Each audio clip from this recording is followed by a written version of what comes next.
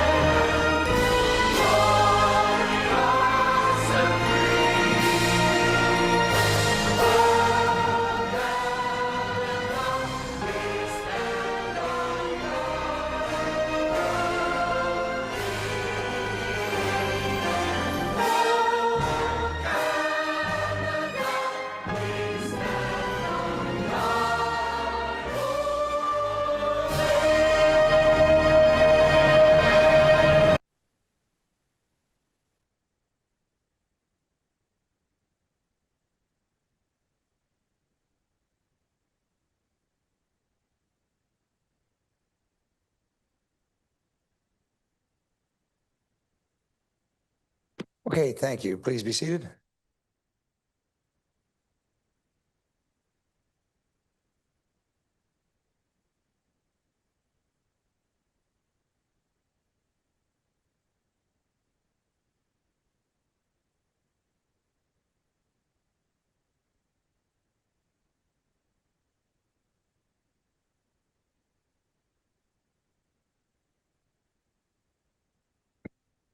Okay, I'll look for a roll call from my clerk, please.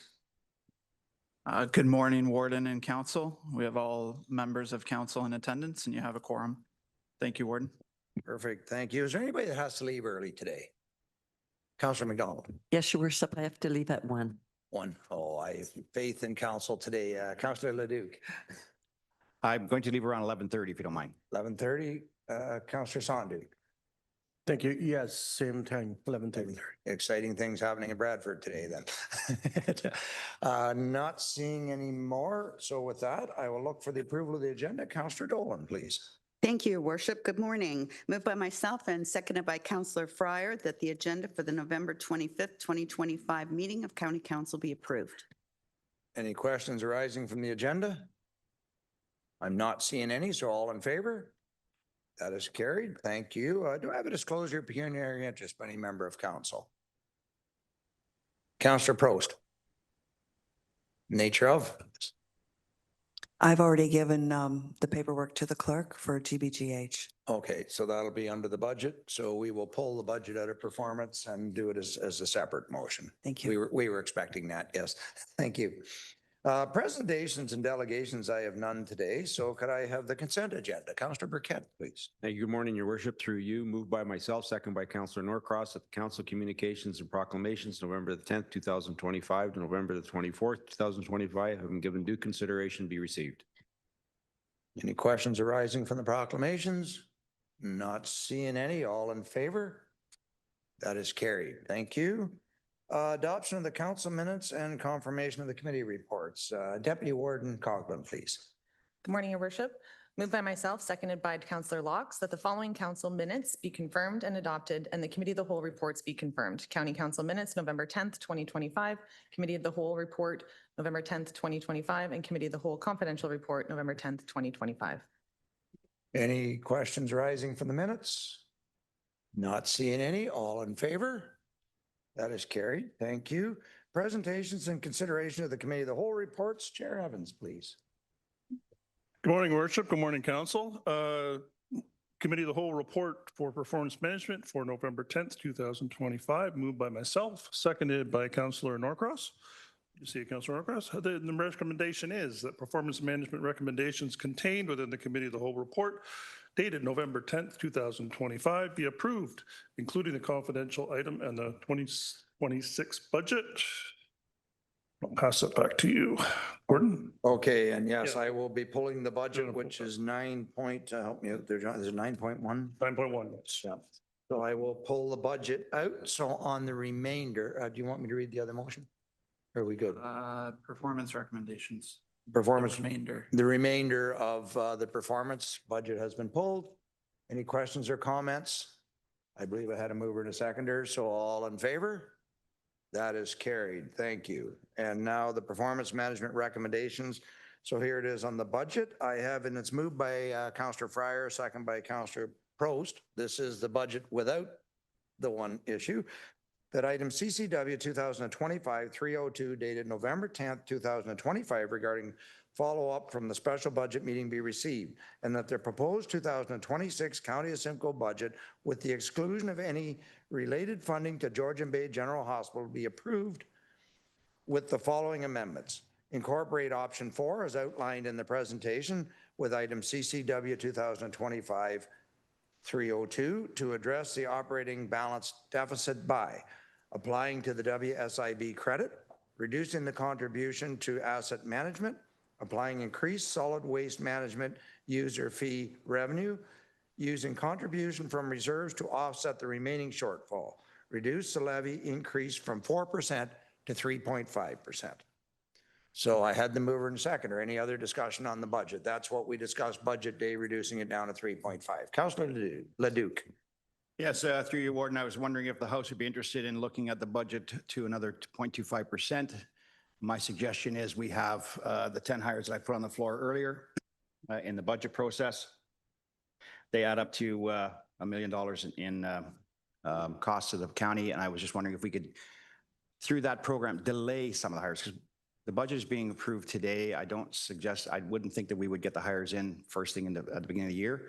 I was wondering if the House would be interested in reducing the budget by 0.25 by delaying the hires, those 10 hires. They're nothing to do with health services. They're strictly hires within the budget for other areas of the county services. And I was hoping that the House would look at maybe reducing the hiring for 6 months, and then it would reduce the budget by 0.25%, $500,000. So I'm just wondering if the House is interested in something like that. Oh, do I have a seconder then for that? I am not, No. oh, do I have a, nope, shaking his head, no. So Councillor Sandu? I don't mind seconding that for discussion. Okay, so it's on the table for discussion. So comments with that. I'll go to General Manager Wilcox. How does that affect the overall? Thank you very much, Your Worship. The impact is not exact. Some of those positions do have some funding. Some of those positions do already have timing built into them. So we would have to do a deeper dive in terms of verifying the exact impact of the dollars if that specific action was taken regarding the budget. I would also advocate for the support services. I understand that they're not supporting directly to residents or services, but the supporting roles that the back office folks take are very important, and there is reasons why we're asking for additional bandwidth in those areas. Thank you. Okay, I got Councillor Bell online. Thank you very much. Something I've learned actually through the budget process is this isn't actually a true, we're not decreasing our budget by any means. We're just delaying it. Next year, those people will be full-time, so we're just delaying it until next year. I'd rather budget it this year. It's in the budget, and then we're not looking for it next year. Any other comments on the amendment? So we'll want an exact wording, I believe, or I think you have the general idea, do you, Jonathan? Or delaying the hire for how long, 6 months, or was it even that, or were you just delaying to equal the dollar value? I think is what you were saying. Was it Delaying the dollar value, whatever is the best way to express it. It was delaying the 10 hires that were, and I understand there is financial impacts to this, or there is funding through the province for this, but my thoughts were straightforward that if we're not going to have them by probably March anyways, and less moving it to June wouldn't be a big impact to it. We still have the hires. Next year, supplementary tax could pick up that extra cost. It's $500,000. So it wouldn't be a real financial impact to the county, but it would certainly save the residents some funds, and it's all about, today it's affordability, and I was just hoping that the House would support that as a simple 0.25% reduction so that they could see that on their bottom line when it comes to paying their taxes and hopefully supporting their overall income to be able to afford groceries, things like that. So The 0.25%, I think, is the key in there. It would be a reduction in the 2.5%, and then you can work the months out however they would land to get to that number, because some hires would happen right away, some could happen later.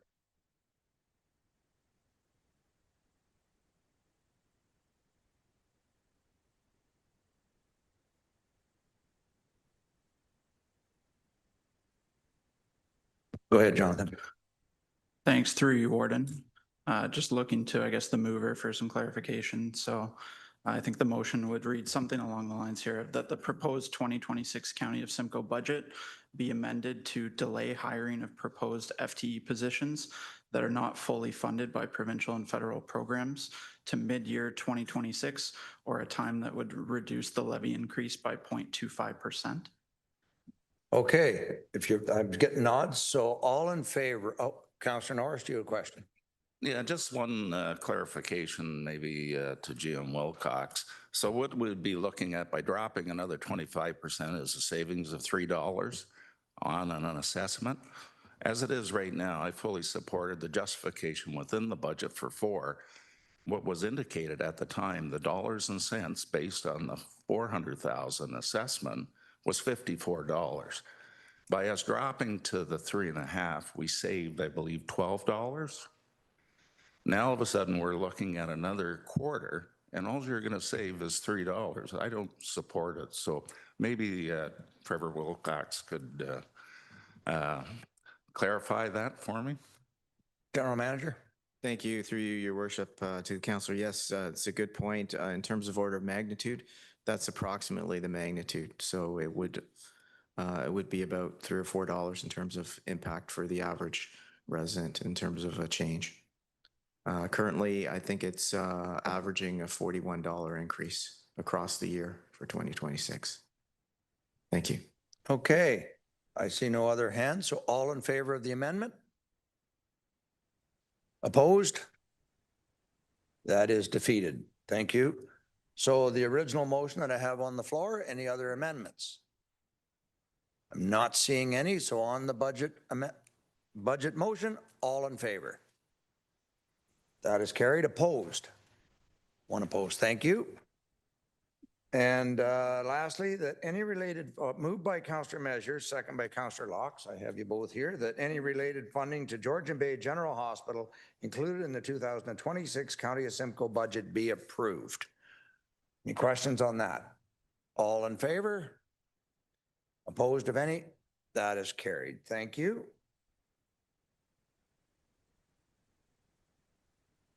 So now I believe we're on to Committee of the Whole, Human Services, Chair Measures. Thank you very much, Your Worship. Good morning, members of council. This is now item 9.2 in our agenda. I want to get confused with the last item, which was in the other area. So the resolution is moved by myself and seconded by Councillor Brian Smith, that the Human Services recommendations contained within the Committee of the Whole report dated November 10, 2025 be approved. Your Worship. Any items to be pulled from Human Services? I'm not seeing any. All in favor? That is carried. Thank you. And now Corporate Services, Chair Dolan, please. Thank you, Worship. Moved by myself and seconded by Councillor Miskimins that the Corporate Services recommendations contained within the Committee of the Whole report dated November the 10th, 2025 be approved. Any items to be pulled from Corporate Services? I am not seeing any, so all in favor? Opposed of any? That is carried. Thank you. Presentations and considerations of special committee reports, we have none. Presentations and considerations of county officers' reports, we have none. Motions with notice has been given, none, and we have no notices of motion and no closed sessions. So council will now move into the Committee of the Whole. So I'd look for a mover and a seconder to move into Committee of the Whole, moved by the Deputy Warden, second by Councillor Sondu. All in favor? That is carried. We'll just wait for our city reps to come and join us.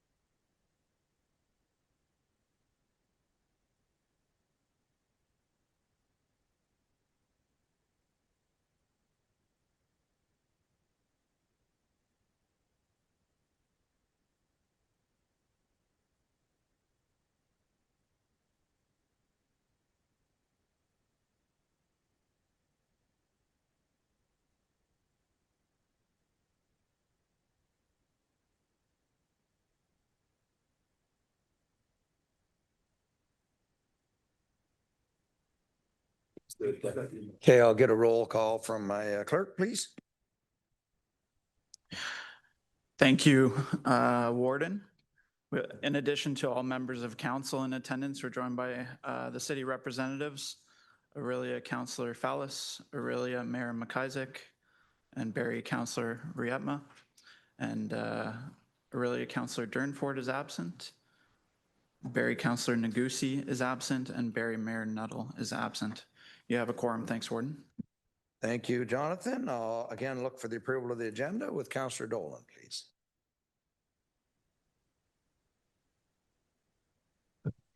Thank you. Moved by myself and seconded by Councillor Van Stavern that the agenda for the November 2025 meeting of Committee of the Whole be approved. Any questions arising from the agenda? Not seeing any. All in favor? That is carried. Thank you. Do I have a disclosure of pecuniary interest by any member of council? I am not seeing any. If you find yourself in that situation later, please declare it at that time.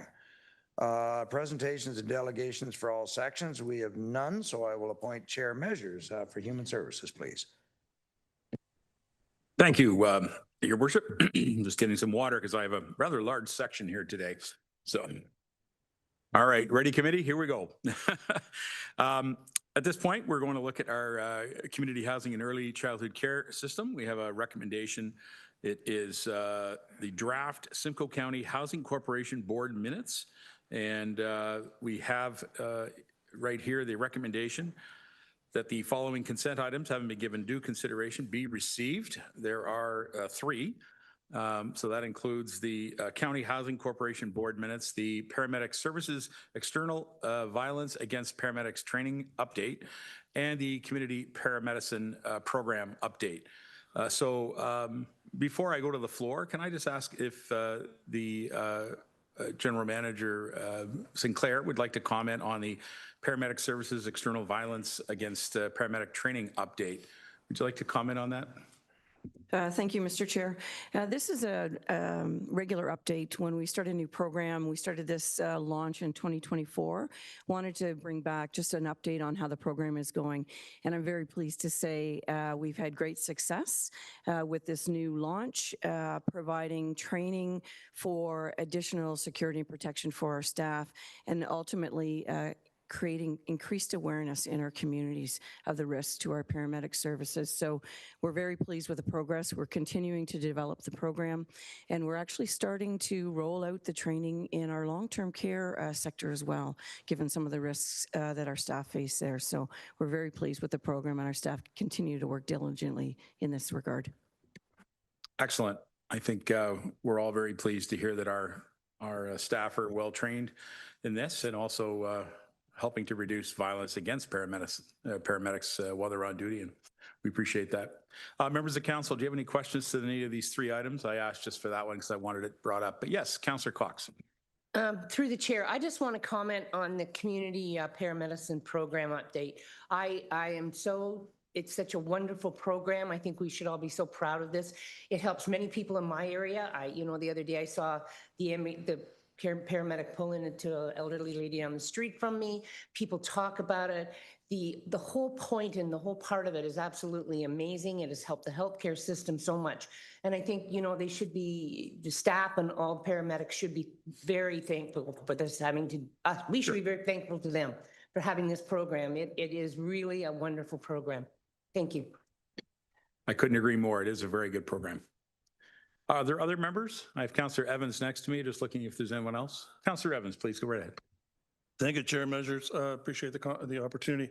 I'd like to just make a comment with regards to the Paramedic Services External Violence Against Paramedics Training Update. On a personal level, I find this incredibly visceral, and I know we've discussed this before in council, that anybody we put our first responders in a position where this can happen and can cause physical harm, both mental and physical. And I'm really, I'm just appalled that this happens. And I know that this may be a reflection on today's society, but I want to make sure that the public knows that something we do not, although we have to deal with it, we certainly do not accept it.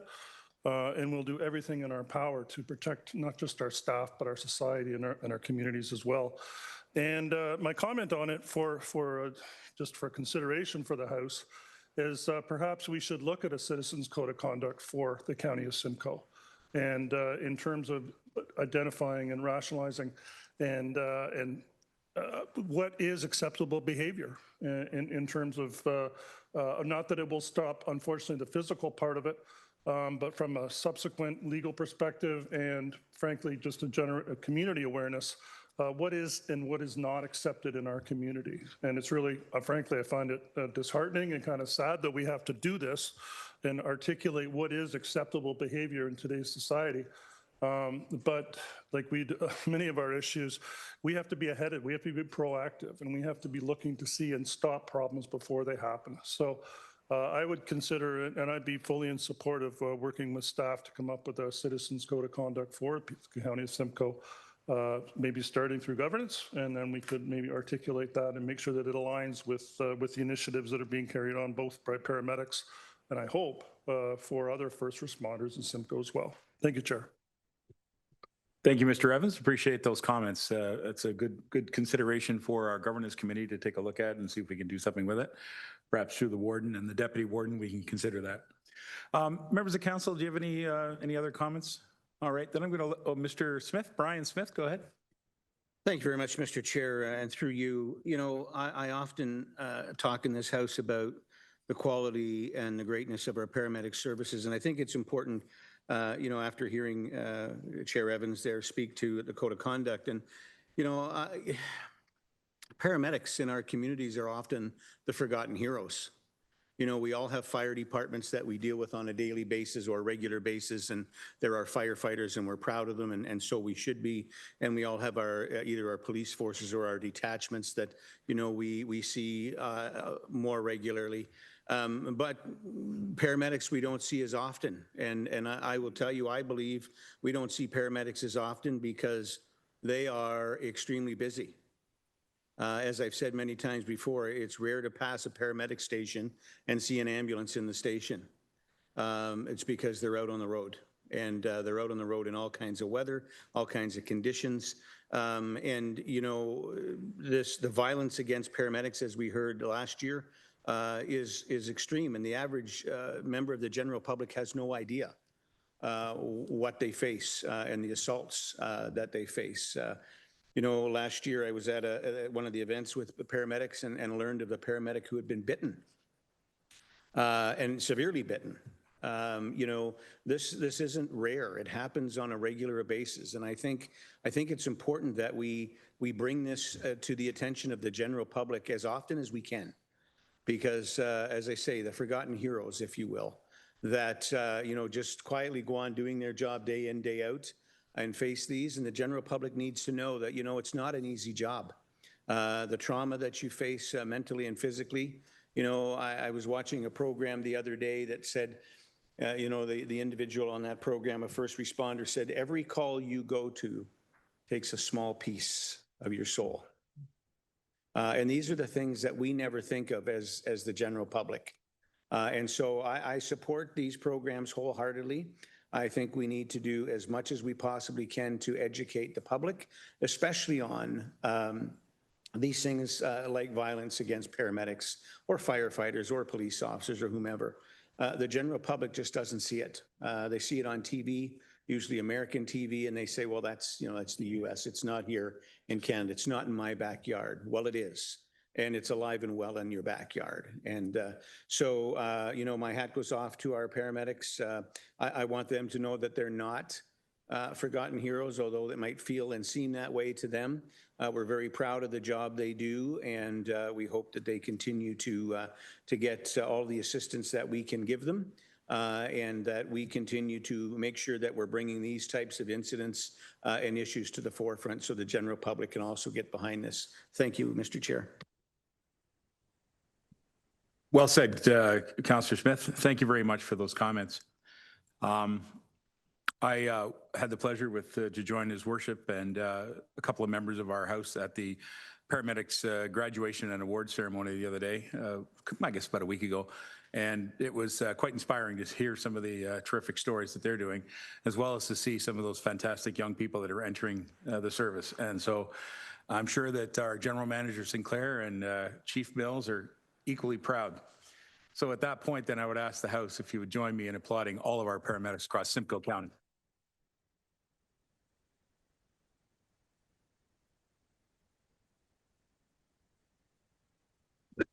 Well done. If there's nothing further, can I get a mover and seconder, which I'm going to ask for Mr. Anderson and Mr. Smith, Brian Smith, to move and second the recommendation regarding the consent items having been given due consideration be received. All those in favor? Thank you very much.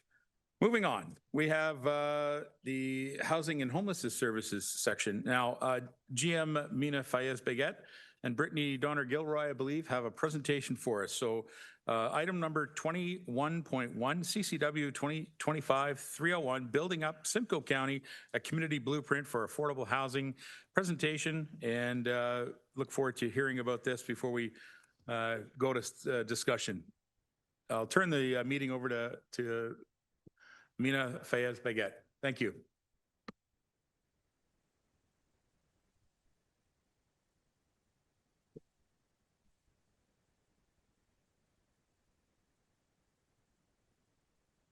Through you, Chair Measures and council members, this will be a presentation on our 10-year affordable homelessness and affordable housing and homelessness prevention strategy.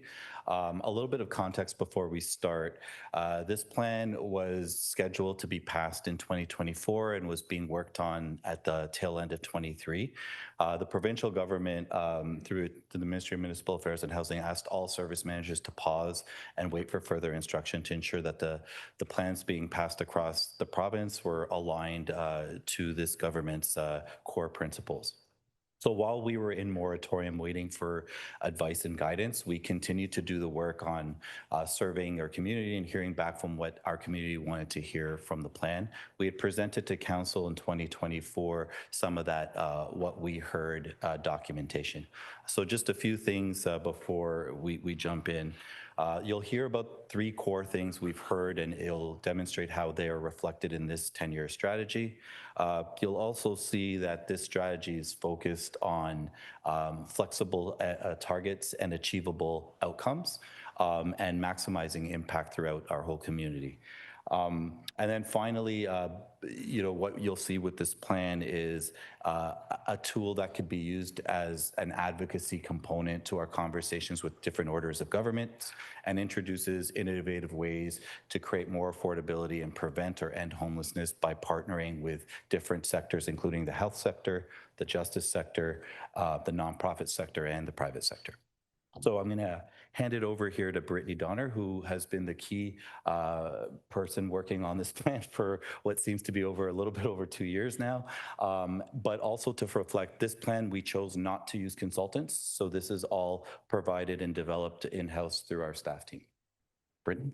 Thank you. I can probably just project either.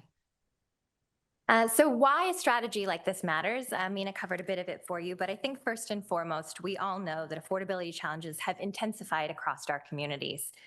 This strategy addresses current challenges tied to housing affordability, supply and demand challenges, as well as interventions to mitigate homelessness.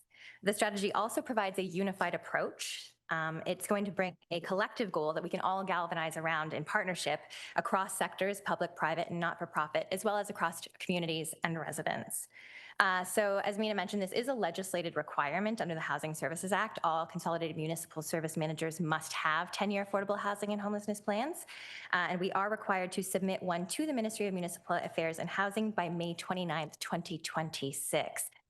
Now, because the pause kind of put us on pause and we were already motoring along, upon approval of this strategy, we are prepared to submit immediately, essentially.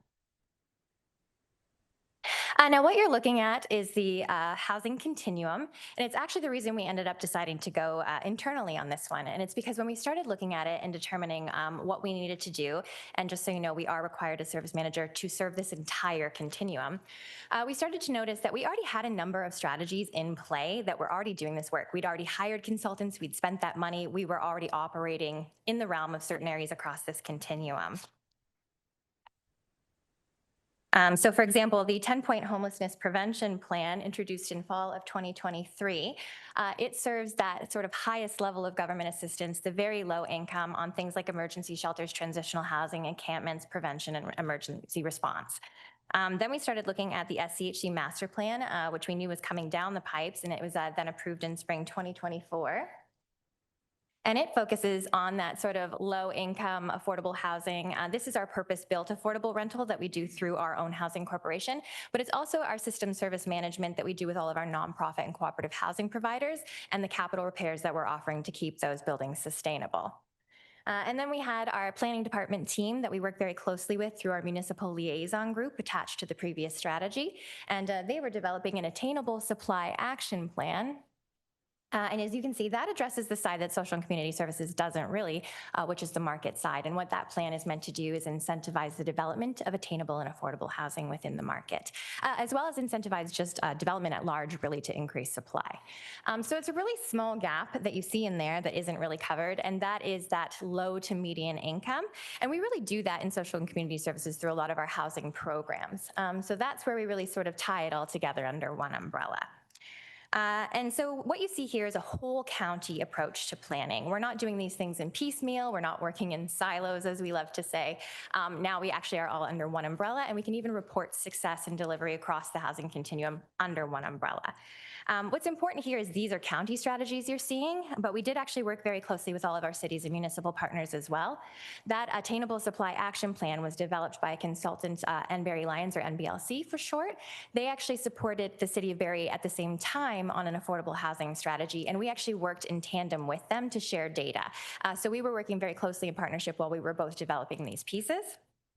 We also worked in alignment with the town of Collingwood and the city of Orillia on their housing action plans as well to ensure consistency in data and promote community engagement efforts. So there was so much happening across all of our communities. We didn't want residents to be too fatigued in participating or get confused. So we actually all strategically worked together to differentiate our plans. Also reflected in the strategy, but not visible here, are the county's own local immigration partnership community settlement strategy, our community safety and well-being plans, and our age-friendly strategy. And again, so the value of this alignment is really just to bring all these pieces together so our efforts internally add up and don't overlap. We don't want to be duplicating and stepping on our own toes.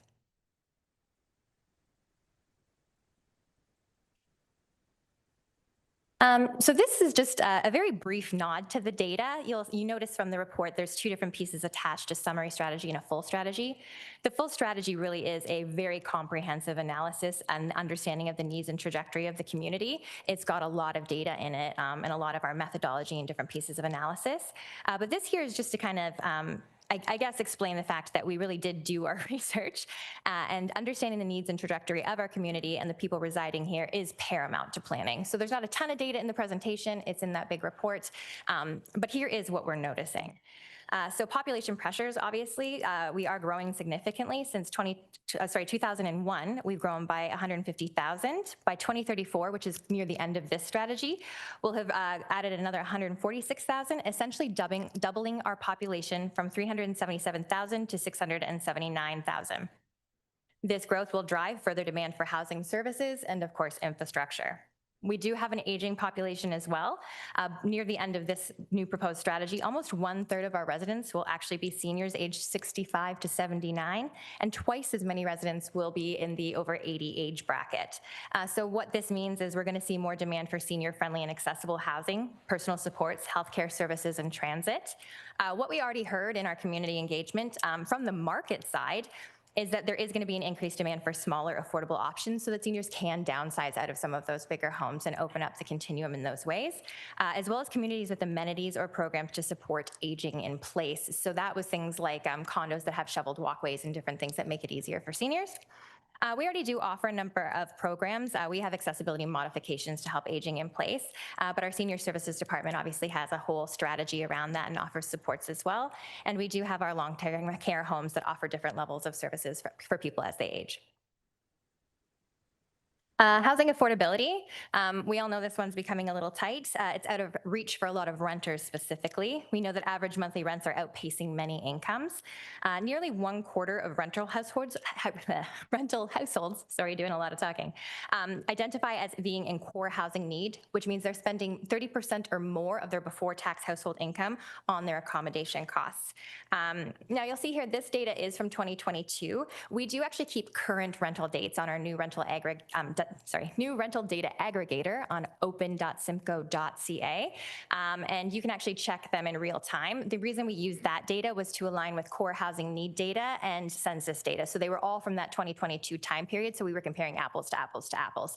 So this gives you a real depiction. But I just checked yesterday and the rental aggregator is placing rents around this, this amount. So anyway, as you can see, the median income is $54,000 to $56,000 annually. Based on that 30% rule, that places rent around $1,350 to $1,500 a month as being affordable. And you can see these rents just aren't for some of those families. So it's about 1/4 of the renter population, not the whole population, just of all renters, 1/4 are in core housing need. And we also obviously are seeing an increase in homelessness in our communities. As of this fall, 1,464 households are identifying as actively homeless on our quality by name list. This list, also called the QBNL, provides real-time tracking of inflow, outflow, chronicity, and household composition. It's also third-party reviewed by the federal government, so they keep everybody on track. And we did perform another enumeration in 2024. This is a point-in-time count. So we go out in one evening and we try to engage with as many people as we can that are identifying as being homeless. And in 2024, we did notice a sizable increase in the percentage of individuals identified as unsheltered or sleeping rough. It jumped from 4% in 2022 to 30% in 2024. We do ask the reasons that they attribute to this, and the primary reason expressed for housing loss was not enough money to just afford those housing supports. So this strategy does respond to both the urgent need to expand housing supply, but as well as supports prevention and diversion, which we're really zoning in on to keep people out of these situations. Thank you, Mina. So the next little area is just discussing how we are aligned both provincially, federally, and municipally through different legislations that require us as a service manager to meet certain targets, spend money a certain way, and develop a strategy specific to what both the federal and provincial governments are seeking to achieve. Furthermore, it's also, we're using this 10-year strategy to demonstrate that we as a municipality are not only aligned federally and provincially, but set our own goals and targets to achieve what we need here as a community based on the data that Brittany just shared. One thing we're making sure we're doing this is, one, it does unlock more funding and resources, but it also ensures that we're a leader both provincially and federally, and we maintain that role. The last 10 years, we were quite successful in our first 10-year strategy, and we're looked upon both at the federal and provincial governments as leaders in delivering our social services when it comes to affordable housing and homelessness prevention. So this strategy is built on 3 pillars: supply, people, and service system management. And the reason why we did this is because we heard 3 key things from our surveying of the community. And I just want to remind you, when we went out and did this survey, we had over 4,000 respondents in comparison to 10 years ago when we did our survey where we had 700. So clearly affordable housing and homelessness prevention is something at top of mind in our communities, but also something, what we heard from them are 3 things. One, that the way we capture how we achieve our targets needs to be a little bit more transparent and separate our capital development from our service manager support service role, which also creates affordability.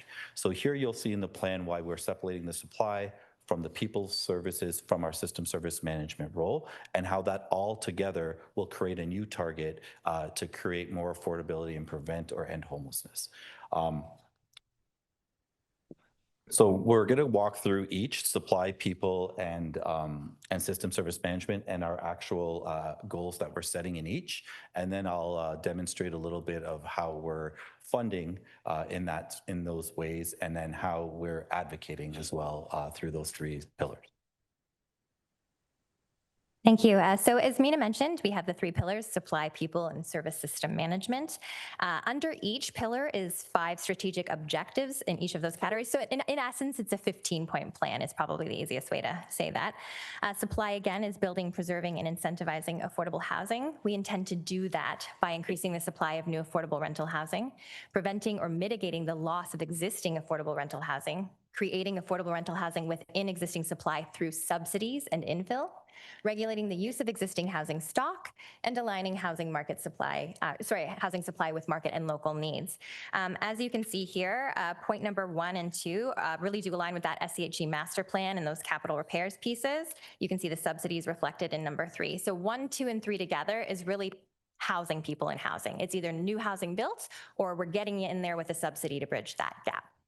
And you'll see that kind of, I guess, strategy sort of reflected in some of the funding pieces as well. Serving people is about supporting residents with diverse needs by using people-centered solutions, and we intend to do that by decreasing the number of households experiencing core housing need, first and foremost. So that's some of those renters you saw, that 1/4 that are identifying as unable to afford that rent.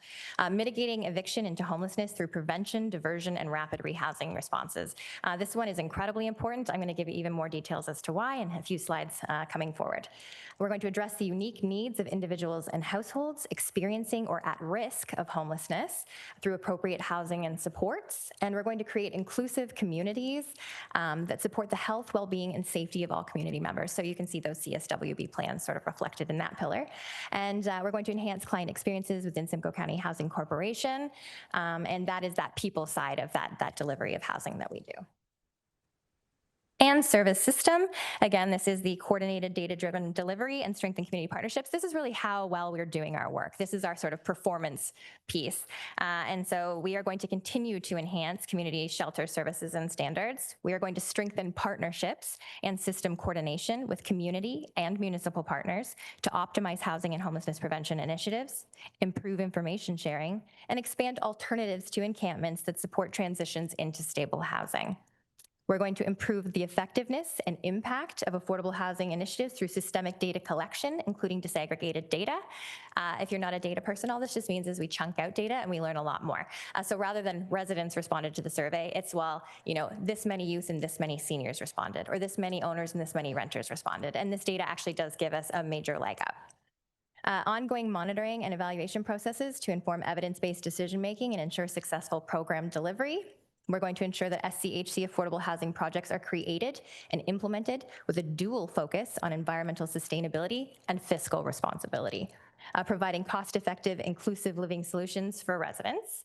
And we're going to generate innovative partnerships and revenue streams to support increased affordable housing creation. This one's huge. We know it's just costing more, especially to develop, but we're also seeing more demand for things like rent supplements and programs.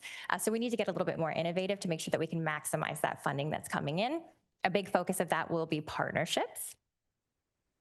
And I'll hand it back over to Mina. So when we're talking about the funding, a clear difference between the last 10-year plan and this one is we're separating our capital from our operating programs. And that way we can count the net new units we've created versus the affordability and households we support through rent supplement programs or homelessness prevention programs or homelessness intervention programs. And what we're doing here is we have the benefit of a 10-year analysis to understand the funding and how it works. And we've recognized that funding does come in 2 components, both federally and provincially. We have standard-based funding that comes more on the operating side of the programs that we can actually extrapolate for and predict. And then we have capital programs for the last 10 years that unfortunately are based on application-based or one-time funding or limited funding or time-sensitive funding with different types of guidelines. So why we wanted to create a separation between the two is because it provides us more flexibility to achieve the goals we're about to set. The other thing that we wanted to do is respond back to what we heard. So this was one thing we heard, that we wanted to see that separation of the two, so we're counting correctly when we're talking about how many things we're achieving or creating. Secondarily, we heard that we needed flexibility to be able to adapt to the changing needs. So this gives us that. And third, they wanted to see a reflection more about people-focused needs, especially marginalized populations, and in particular, Indigenous populations. So you'll see that in this 10-year strategy. So as I just shared, like the challenge on the short-term funding really does trap you if you want to set up one number as a target. So here where you're going to see a dynamic number depending on what level of contributions received and what innovative partnerships we strike over the next 10 years. So here's how we're target setting our baseline. As you can see in capital, based on already what we have committed here as a county, we're set to create through the Simcoe County Housing Master Plan 1,091 net new units and 240 additional secondary secondary suites or garden suite strategies that are going to come in the next 10 years.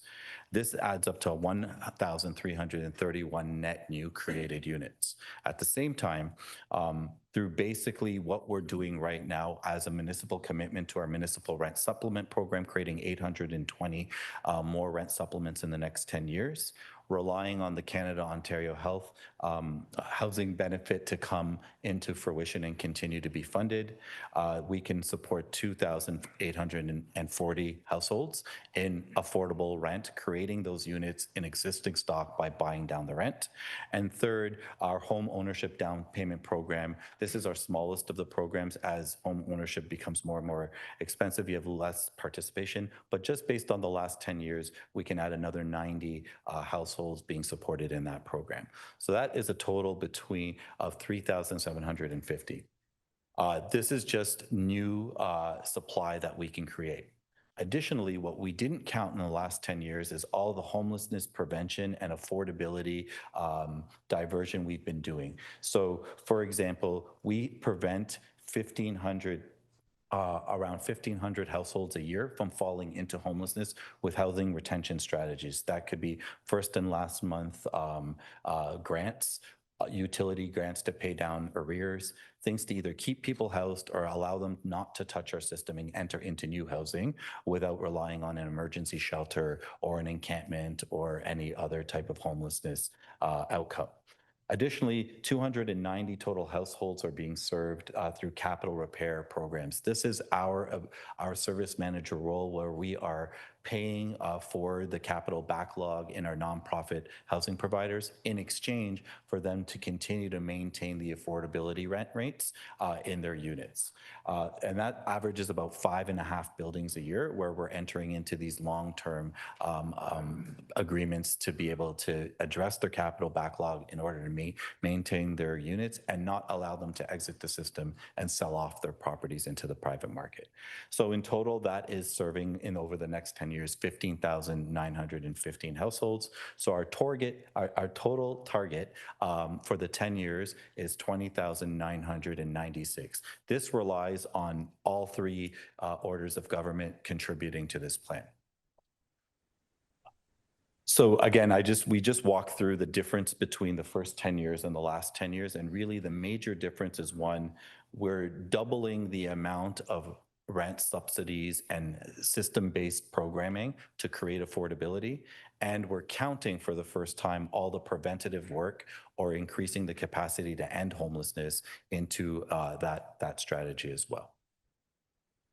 So this is how we're using this tool to become more flexible and dynamic. What we know in the first set of stacked columns there, that in the 1/3 target, we can achieve this right now because this is what we've committed to do. So we've committed $293 million and 603 to create 603 units through the Simcoe County Housing Corporation's master plan over the next 10 years. This is the 3 projects that are in flight now, plus future projects in the next 5 years. We also know that we've committed as a municipality to our municipal rent supplement program and our home ownership program at the tune of $18 million over the next 10 years. Primarily, that's the rent supplement programs that we're currently operating and the ones we're extrapolating and growing over the next 10 years. And then finally, we know that we're spending about $13.1 million in base funding over the next 10 years on our homelessness prevention and affordable housing maintenance strategies, which again gives you 15,915 households. So this is our total 1/3 target that we know we can achieve. It's 324,017,482 households being served. Now, if the provincial government matches our capital contribution and matches our municipal rent subs through the Canada-Ontario Housing Benefit, which is both federal and provincial, but their portion of it, and we continue to do the same level of housing retention and homelessness diversion work, we find our 2/3 target to be 624 million with the provincial capital contribution matching ours, and serving 20,582 households.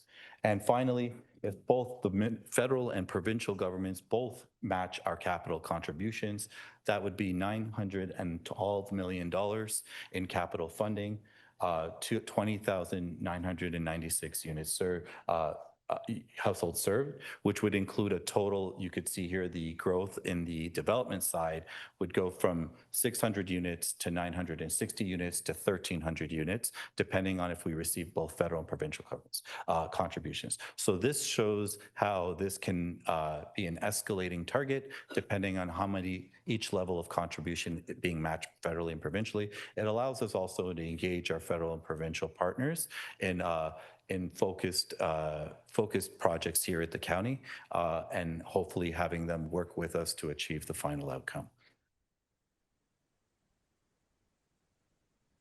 So this is you. Okay, nice. This is the one I was excited to tell you about. So the importance of diversion and prevention, you're seeing us mention this a lot, and this is going to become a large part of the target. There was a national and provincial service managers can make better informed decisions when they have access to strong comprehensive environmental scans. This by far was one of the most eye-opening. As demonstrated by the BC study on eviction prevention, and this was conducted by the BC Rent Bank in 2024, this study shows the value of eviction prevention, and it analyzed 1,500 households supported by eviction prevention per year. And that is exactly the amount that we are serving about annually for eviction prevention. So same number of people, same type of program. When tenants stayed housed, they saved an average of $457 a month. So what this means is if there's a challenge like somebody's in arrears, if we can prevent them being evicted from that location, that prevents them from entering into housing with higher rents, which means what we would then have to supplement in terms of a rent subsidy would end up going up as well. So you figure that's per one person. If a number of people, we could keep them in that same location, it is a large cost savings. Additionally, without support, 40% risked homelessness, driving up shelter and public costs. We know those are the highest costs. So we want to divert people from homelessness as much as we possibly can. In total, the rent banks saved $27.5 million in that 1 year. It's about a $5 return for every $1 invested. So prevention isn't just the right thing to do, it is also the most cost-effective thing to do.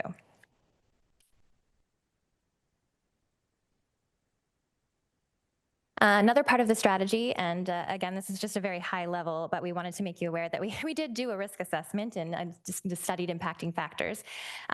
Obviously, nobody has a crystal ball. We don't know what the next 10 years is going to look like. During the previous strategy, we were hit with the COVID pandemic, and that changed a lot of the housing landscape. But we are realistic about the risks and controls that we can put into place. Things like economic conditions obviously could affect the strategy, inflation, interest rates, unemployment, things like that. Construction and permitting costs, government funding changes, so how much funding we get or don't get for certain things. Demographic growth and migration patterns, this is a big one. Population growth, we know it's coming. There's also changes in internal migration sometimes. So for example, during COVID, we saw a lot of people leave urban areas for rural areas. I know through the municipal liaison group that brings planners from all over, we did hear from some places outside of the county that had been especially impacted by this, especially on services and infrastructure. And also planning for, as Mina had mentioned, we want to do better planning for Indigenous communities. And so on and off reserve planning is another one where you see a lot of influx in migration certain times of year. Market conditions, such as just rents, supply and demand, obviously can affect the strategy. Operational risks, we know anytime that NIMBYism affects a project, it takes time and money. And program uptake. So some of these things like rent supplements, secondary suites grants, homeownership down payment assistance, we give them based on demand. People request them and we provide them. So if people don't request them, obviously that would change how many we deliver. But we are going to continue identifying and monitoring risks. This builds credibility and accountability.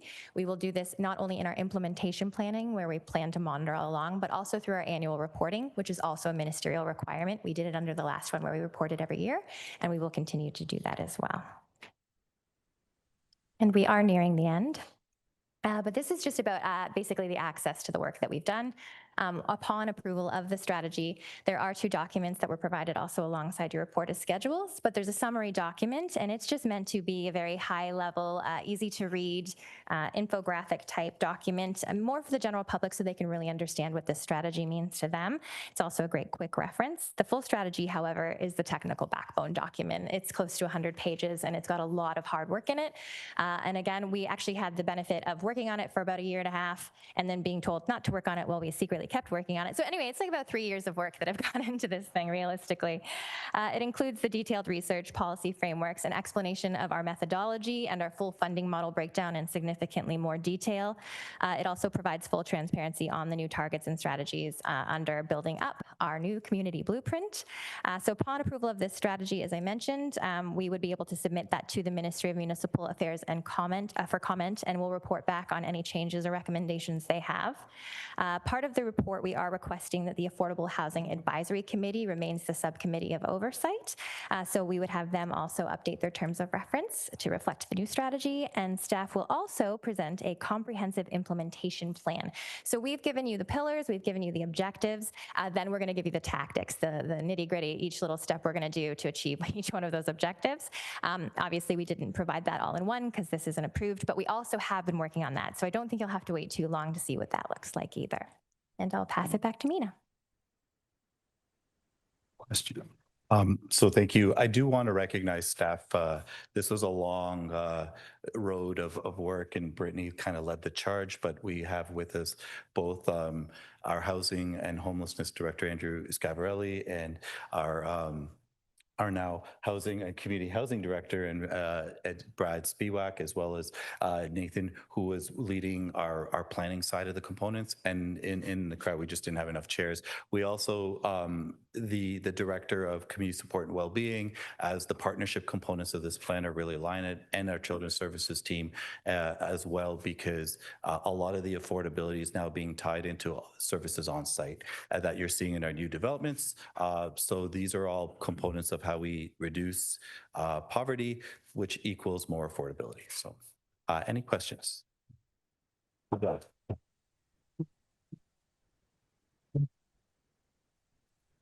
Thank you very much, Mina, and thank you to Brittany and to your team for preparing this report. It's taken a little bit of time, but it's valuable information that'll help us move forward. I believe CAO Aiken would like to add a comment. Please go ahead. Thank you, Mr. Chair, and I just wanted to chime in on Mina's comments. This has obviously become one of the most complex parts of our portfolio over the years. And although we did spend a little bit time on the presentation this morning, a lot of work has gone into this, and I can tell you that the other service managers, the province and the federal government, are certainly once again looking at Simcoe County as the benchmark here, and a lot of fantastic work to Mina and your team, and thank you again, Brittany. Thank you very much, CAO. I believe there will be some questions coming from the floor, so please show me your cards. I have Councillor Fryer first, then I have Councillor Sindhu. All right, go ahead. Thank you, Chair Measures, and I'll take the opportunity as well to thank staff for their efforts, especially the coordinated effort between our municipalities and the county. We have the same strategy and goals, and we're trying to make sure people don't fall through the cracks, and we can learn from each other. So again, thank you for all the work you're doing. I wanted to get some clarification about the one on the understanding pressure slide. You talked about from 2022, 4% to 2024, 30%. And that delta suggests a pretty significant wave that we're trying to deal with and possibly reduce. I wondered if some of that is in regards to the fact that I do believe you have more accuracy in your numbers. As you mentioned, there's more responsive from the public, so you're getting the information from the third parties that are involved. I just wondered if you could maybe review that. Is it something that we still consider as climbing significantly in 2025, or just your thoughts on where that is all at? Through you, Chair Measures. So it's yes and no. So you're correct. The reason why you see maybe a significant increase in the numbers between every 2 years of the enumeration and our tracking of who's experiencing homelessness at the county is because we've expanded the net of ways to connect with those individuals. So over the last 2 years, we purposely have entered so many more partners that engage people who are experiencing homelessness, like food banks, libraries, our Ontario Works offices, a lot of our health sector, and our justice system. So this way, we're understanding the holistic story of someone experiencing homelessness as they touch different parts of different systems. So that's why you're seeing a larger number. The year-over-year increase is what we measure to see how we're doing in terms of how are we addressing, preventing, or mitigating homelessness.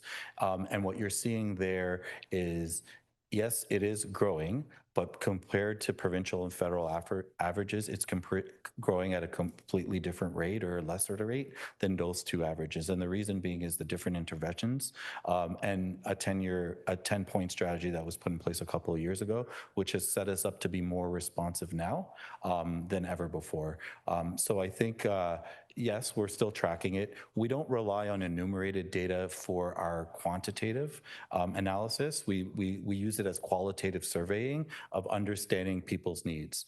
The quantitative analysis is done through our daily tracking, which is found on open.simcoe.ca. We track on a population level, an individual level, and a geographic level of all the different services we provide for homelessness. So that's really the one that we use to measure our impact. Just a quick follow-up, and then you mentioned about the coordinated effort between municipalities and county, but also the coordinated efforts with, as you said, the third parties. And I attended the Waypoint announcement a few weeks ago, and I do believe we're making a difference. We always want to make a bigger difference, but I'm glad to hear that for the most part, Simcoe County, we feel we're leading. Yeah, thank you. Thank you very much. Okay, we're going to move on to Councillor Sandhu, followed by Follis. Thank you. Thank you, Chair Measures. I want to first thank the General Manager and his team for the presentation and all the hard work that went into this plan. This issue is real, and we're seeing it grow every year. It's not going the opposite, it's going upwards. And I'm happy that we have a plan. But this plan is also dependent on outside entities, provincial and federal partners coming on the table. If the funding from both of these entities or one of them does not materialize, what is the backup plan or what's the fallback? Because we have seen in the past where things happen, but the problem is still there, or the issue, I shouldn't say problem, the issue is still there. And we need to address it. And as my colleague mentioned earlier, county is the leader in this field, and we have shown good work. But what if we're left holding the bag? Through you, go ahead. Chair Measures. So Councillor Sandhu, the way this plan is designed, that we have a set target that we can achieve on our own without provincial or federal support, especially on the capital side. So that target is still 17,842 households. If provincial and federal contributions happen, especially on the capital side, that would jump to 20,900, almost 21,000. So there's a difference of about 4,000 households depending on each level. Now, that doesn't say that we just stop on our own target. We'll continue to find ways. We believe that innovative partnerships outside of public partnerships, meaning ones with the nonprofit sector who may be land rich, help us develop more. And you'll see that in the Simcoe County Housing Corporation's master plan strategy for development. You're seeing that actually this year or next year, there's a slated partnership with the county and a nonprofit to develop on its land.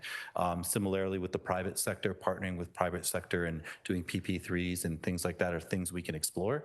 But certainly I do believe that when we demonstrate our success and it's data-driven and evidence-based, both the federal and provincial governments have been very responsive to us, including our homelessness strategies, where even just in the next month, we'll be invited to a closed session with the federal government to discuss development strategies on modular facilities addressing homelessness. So they're recognizing our work. I think these plans are ambitious, but they're achievable for sure. All right. Thank you very much. Good comment there. Councillor Follis and then Councillor Snell. Go ahead. Thanks. Thank you. Through the chair, just a couple of questions, and apologies if I rhyme these off. But wanted to start by thanking staff for the detailed report. A lot went into it. And I know in talking with service providers, there was some desire to separate kind of the capital builds that we have from the operating in terms of what we're providing on the affordable housing front and the targets that we're reaching. The first question I guess I had was just in relation to our county wait list, because my understanding is it still is quite long, and with the population trajectory that we're seeing over the next 10 years, we can only anticipate that need would likely grow. I guess, where does even our most ambitious target with full funding from provincial and federal government, where does that put us in terms of the actual wait list? Will we see a reduction? Do we see a complete elimination, or are we just treading water? The other question, I guess, on that front was, in that vein, if we aren't completely eliminating the wait list, is it worth identifying, okay, if we need to eliminate this wait list, how much funding, no matter how high it is, how much funding would we require from other levels of government to get there? Apologies for the series of questions. Thanks. Through you, Chair Measures. So primarily speaking, the wait list is an indicator. It's not necessarily a really good tool to measure core need. I think the analysis on core housing need based on incomes versus average market rents is what we would use as a measure to see if we're making a difference. The reason why is because there's two wait lists actually and not one right now. And there's a third if you can consider the by name list as a wait list. So you've got a homelessness name by name list of people who need housing. You've got a community housing by name list that is legislated for specific units, rent geared to income units. And then you have an affordable development housing wait list that you create over time as you develop the new builds that are not RGI based or legislated under the Act. In all three instances, people can apply from all across the province and be on any of those wait lists. Obviously, homelessness is tied to community, like where you are here, but the other two are provincial wide. So what we don't know is the analysis of, unfortunately, these wait lists aren't tied to each other provincially. They're managed locally at each service manager level. So we don't know how accurate someone could be applying and waiting on a wait list across 5 jurisdictions. That's why we don't rely on it. What we've done, though, is we're modernizing it as we speak. We're using a Salesforce software. We shared that, I think, at last committee. And last council, that will allow us to then start capturing common clients, understanding their needs, and then we're also tying our by name list into making it a requirement of seeking housing support. You have to be on our wait lists. In terms of this plan, I think we look at the household served, because what the wait list doesn't tell you is how many people you prevented from needing it. So I think our approach is a bit more data driven than relying on what might be an antiquated way to measure things, and it's not the most accurate way. And again, it depends on buildings. So if you have someone who applies just to one building instead of all of our buildings, they're going to wait very long. And if that building only has 3 units, they're going to wait even longer. So I think length of time or number of people on lists doesn't necessarily is a good indicator. I think more it's about trying to create affordability. I think for us, like we understand that we're going to need to hit a certain target of renters and that missing middle component through a whole slew of different strategies tied to attainability as well as affordability. So this is why the more dynamic plan that ties all of our strategies probably captures more impact over time. Yes, another question? Yeah. Go for the follow-up there, Councillor, no problem. I really appreciate that. Thanks. Very luxurious that I get a follow-up question. Sometimes at different levels, it's difficult. The second question I had was just in reference to the different builds that are identified over the next 10 years. And I think the top 14 have been identified going to 2033. I'm just curious, there are two questions I had. One was, and maybe I'm missing it, or maybe it's longer term, a couple of years down the road, but I had thought there had been another plan for really on Oxford Street as well, and I was just curious where that went. But the other question on this front is this list flexible? Could it be added to at a later date? And I'll leave it at that. Thanks again. Through you, Chair Measures. Yes, the list is flexible. This was just demonstrating the top 14, but the list actually goes much longer than that.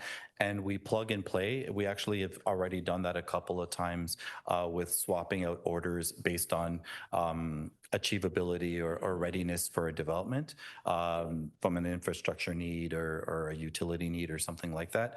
And West Street Phase 2s are always like taken under consideration. So that would be on the list as well. And it will probably, rise as the needs address it or as opportunities avail themselves. So we're not trapped to a 1, 2, 3 list or like a chronological list in order. In fact, 3 of these projects or the top 4 are happening concurrently as we speak. So that kind of demonstrates like it is not a year-over-year commitment. It's just opportunity-based for sure. All right. Thank you very much. I do have a list going here, so I'm going to go to Councillor Snell, followed by Councillor Leduc. Thank you, Chair. Through you. Number 2, where you speak about supply, the number 2 point was around preventing or mitigating the loss of rentals. And I think that's a key component in the success of this plan for our county and across the country. Because, when we consider in our municipalities, as our municipalities start to develop policy around Airbnbs, I think that's going to help significantly in getting more full-time rentals into the market. But also too, considering outside of government-funded housing, the only other option is investors.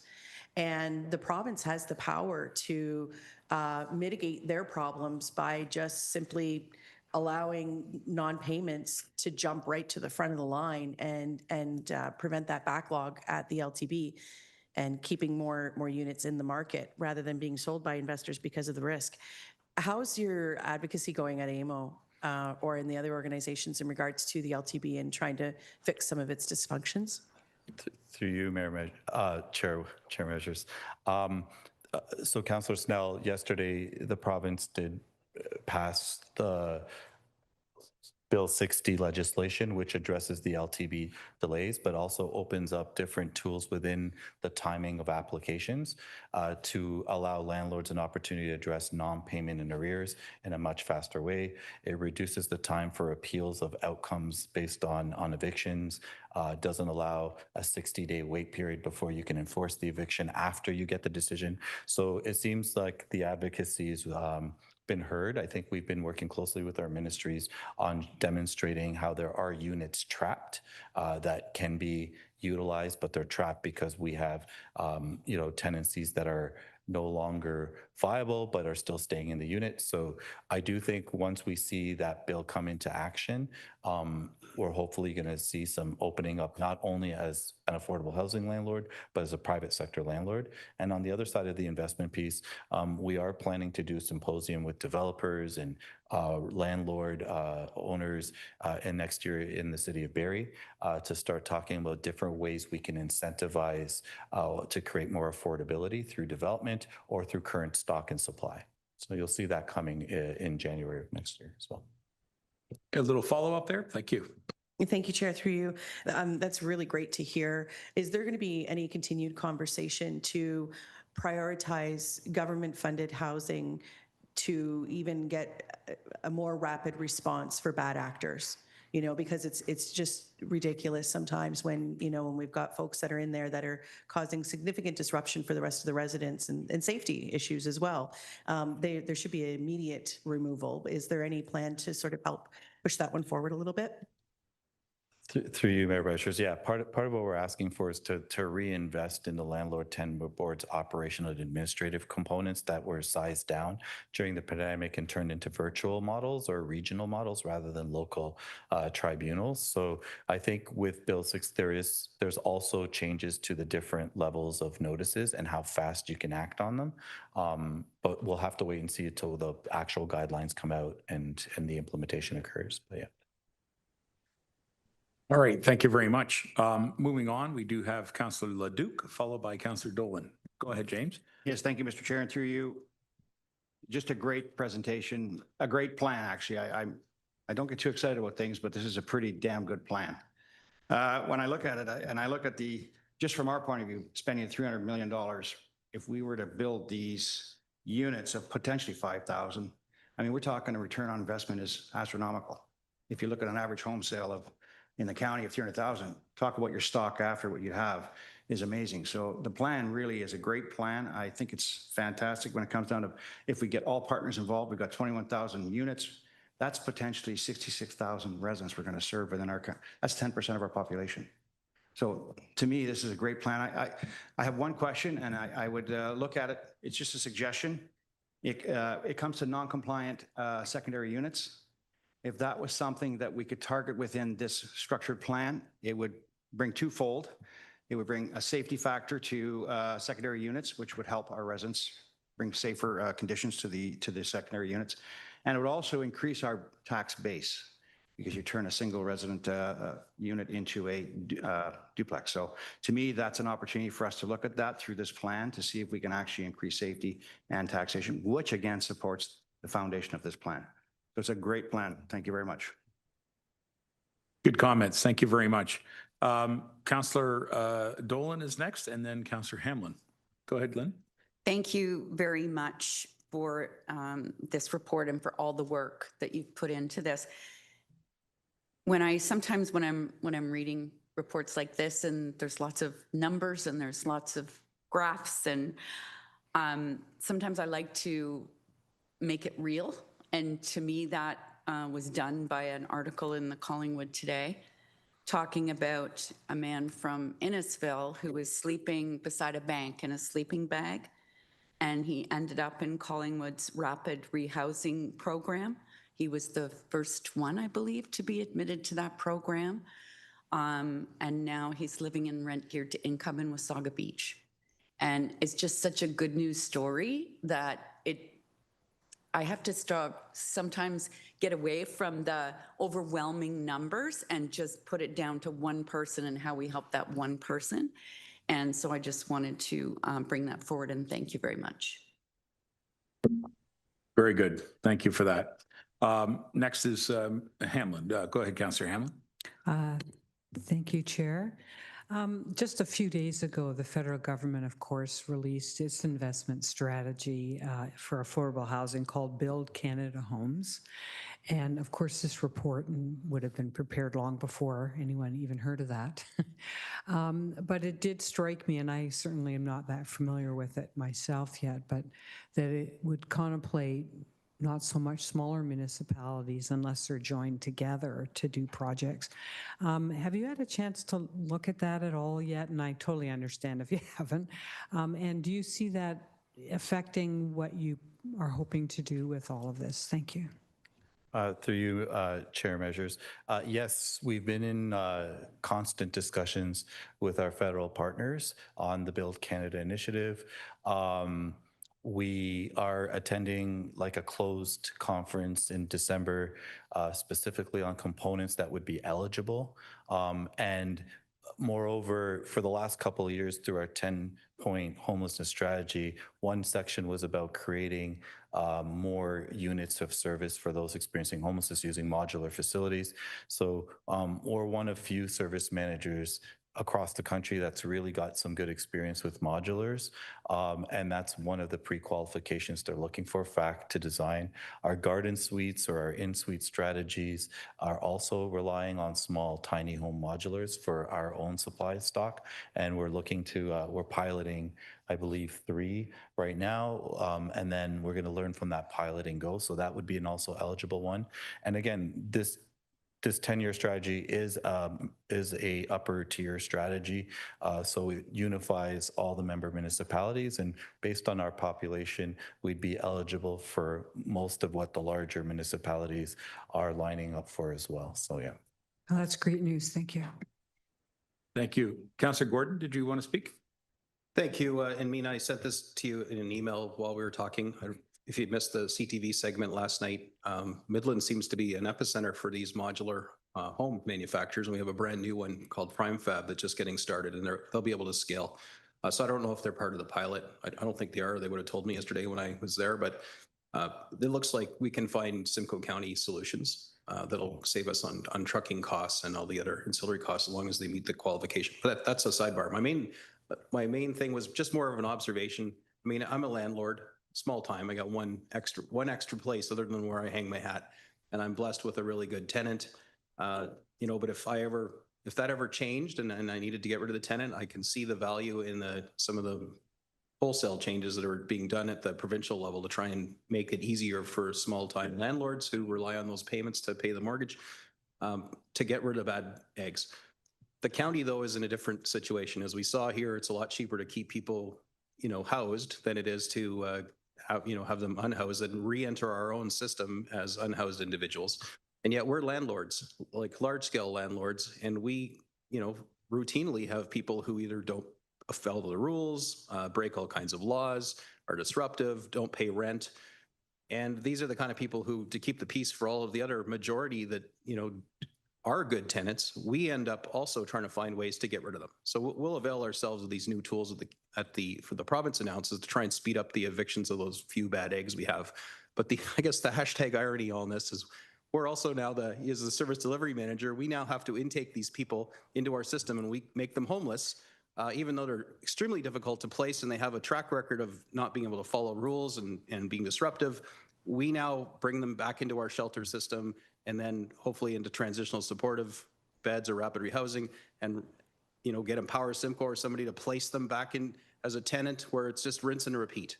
And I'm just wondering, how are we, I mean, not for everyone, but some people just won't change until their circumstances change. I'm just wondering, are we contemplating that into our plan, this sort of recidivism and this rinse repeat cycle that we as landlords and also, you know, looking after the whole housing continuum have to square with the costs of delivering these services?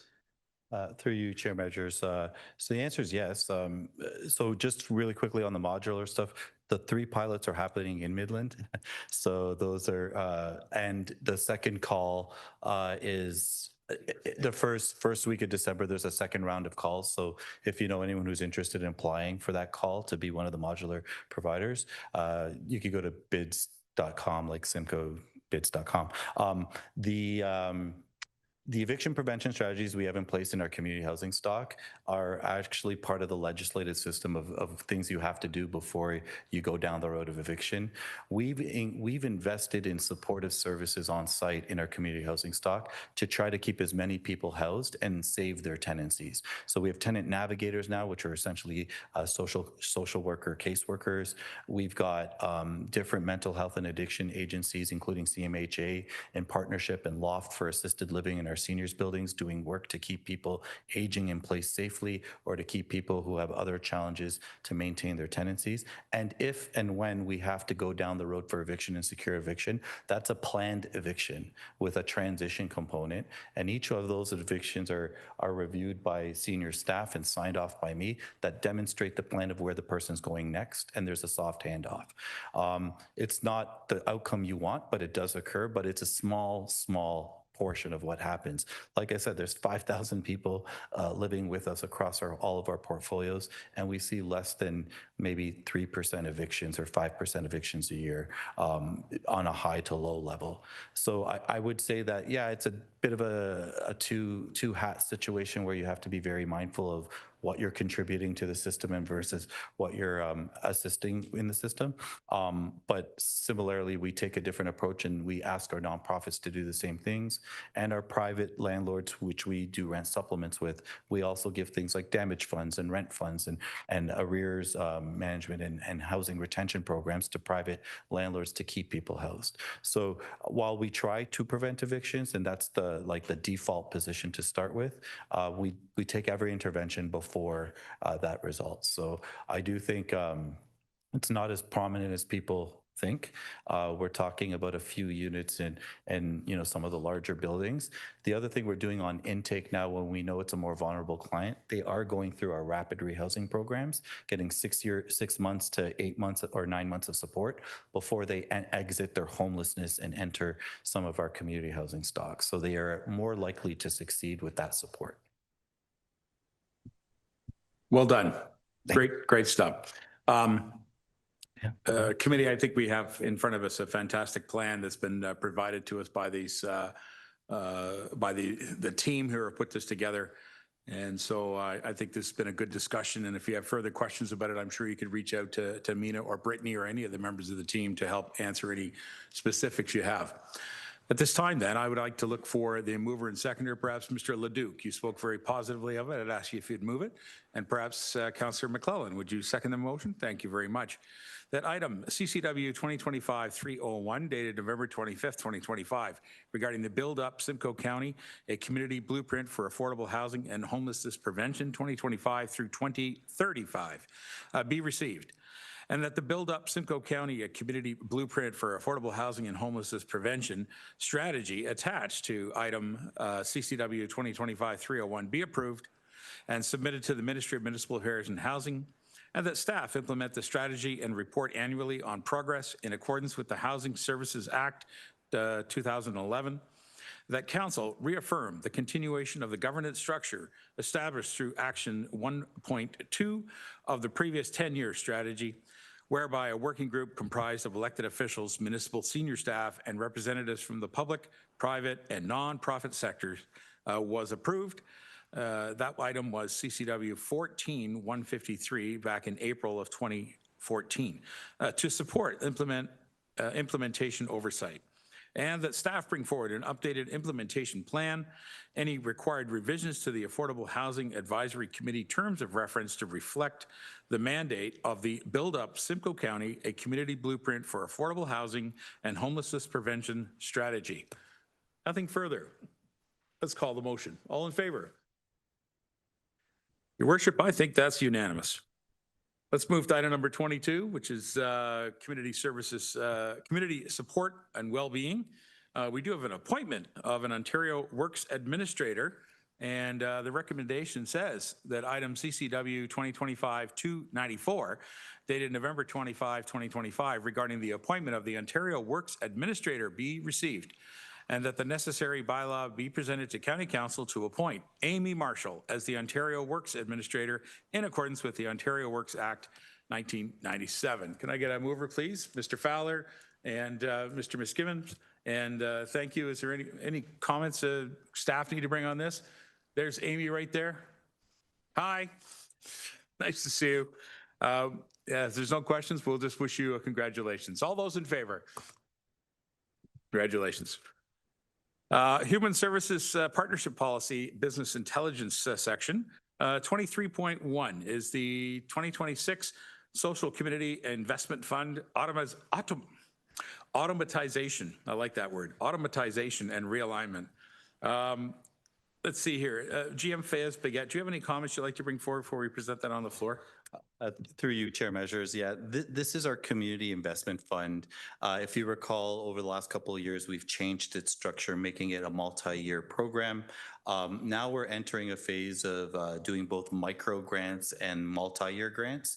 So this report is just separating the two in the timing on each, as well as we're going to be piloting with next year's micro grants, which is a smaller portion, our new software again, Salesforce, to start our grant management and contract management tool that we plan to expand across our whole division to be able to better administrate all of our shared or purchased services through third-party providers.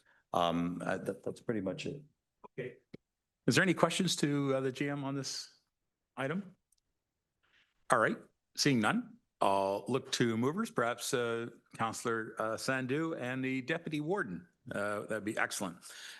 This is a lengthy one, so stand by. CCW 2025-300 dated November 25th, 2025 regarding the 2026 Social Community Investment Fund automatization and realignment be received, and that the Social and Community Investment Fund renewals for project allocations totaling $1,020,900 as outlined in Schedule 1 be approved, and that a new call for applications in 2026 to allocate $179,000 in one-year micro grants focused on addressing urgent basic needs and to serve as a pilot initiative for automating the new grant management system be approved, and that the 2026 funding in the amount of $50,000 for the Karma Project Community Food Cooperative, Inc., to be allocated from the poverty reduction budget be approved, and that 2026 funding in the amount of $54,000 for Child Youth Advocacy Center, Simcoe, Muskoka, to be allocated from the Social and Community Services Reserve be approved, and that any unspent or returned municipal homelessness funds be transferred to the Social and Community Services Reserve to support future homelessness and poverty mitigation needs. Any questions? All those in favor? Thank you very much, committee. Long-Term Care Committee of Management. Let's see here. It's item 24.1, the Georgian Residences Reader Favorite Awards. GM Sinclair, do you want to speak to this briefly? It's a fantastic news. Thank you, Mr. Chair. We're very thrilled with this recognition. I think receiving this from the public is really a testament to the good work of our staff supporting our residents at Georgian Residence. So we're very pleased with this recognition for our staff. Absolutely. Thank you very much. Moved by Councillor McDonald. Thank you. Would you like to speak to it as well? No? Councillor McDonald? And seconded by Councillor Fryer. Go ahead. Thank you, Chair. I think that everything that that Jane and her team do for our seniors is always amazing, and this is just another one that just tops the list of things that have proven to be great for the home. Thank you. Thank you very much. Any other comments? All right. Again, that's moved by Councillor McDonald, seconded by Councillor Fryer. That's CCW 2025-311 dated November 25th, 2025 regarding the Georgian Residences Reader Favorite Awards recipient be received. All those in favor? Thank you. Short stay respite beds in long-term care. Very interesting report here. I found this very interesting material. GM Sinclair, would you like to comment on it as well? Thank you, Mr. Chair. As Council may recall, last year when we submitted our annual report for approval to continue to operate our short stay respite beds, we asked to increase in one of our homes, Trillium Manor in Aurelia, moving from a total of 7 beds to 8 beds. So we're very pleased to see the utilization ranging from 65 up to 76% across our 4 homes. And you may recall when we did an analysis last year, we were advised by Ontario Health that the number of short stay beds in our North Simcoe Muskoka catchment region over the last 10 years has dropped from 18 to 6 total beds offered across the catchment area. So we're very pleased to be able to continue this important service and look for direction and approval from Council to continue that into 2026. Well done. Thank you very much. Is there any further questions? All right. Oh, yes, I'm sorry, Mr. Smith, Brian Smith. Thank you very much, Mr. Chair, and through you to Jane. First of all, congratulations on this. I spoke during one of our agenda review on this. I'm aware of two families that have been able to have the opportunity to use respite care in the last 5 to 6 months. And in both cases, those families have told me that this was the saving grace for them. In one case, they were at wit's end. They loved their loved one, but they had no choice. They were going to have to send this loved one into long-term care. Being able to access a respite care bed for 2 to 3 weeks and get away and have a good family vacation without worrying had changed that. They got back and it was like a fresh breath on life, if you will, no pun intended. So that loved one is now still in the home with that family. They also know that they have the opportunity to try or at least attempt to use this type of thing at least once a year so they can get away. I can't think of a better story to hear when it comes to what we're trying to accomplish here and increase these beds. We often think about, long-term care. We think about hospice. We think about these other services. But in many cases, there are a lot of families out there who want to keep their loved ones close. It's a struggle. It's a lot of work. And I think often those decisions are made before they really know how much work it is. So what I'm saying here is kudos to every employee that works in our long-term care facilities because it is hard work. And we know that they do an amazing job. But I cannot support this program enough. I can only hope that we can work to increase this on a regular basis so more families in the county of Simcoe have some respite time to be able to take that breath, if you will. Thank you. Thank you. Refreshing comments. And that's an excellent point about the family having the opportunity to get their own mental break. So good job. Is there any other comments about this? No, seeing none. Perhaps Mr. Smith, you'd like to move that, and seconded by Councillor Greenlaw.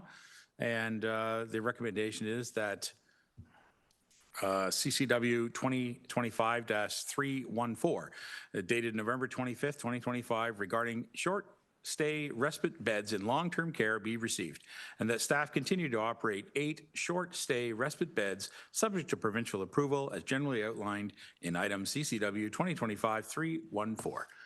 Nothing further. All those in favor? Thank you. That carries unanimous. And Human Services Emergency Management now. Item 25.1.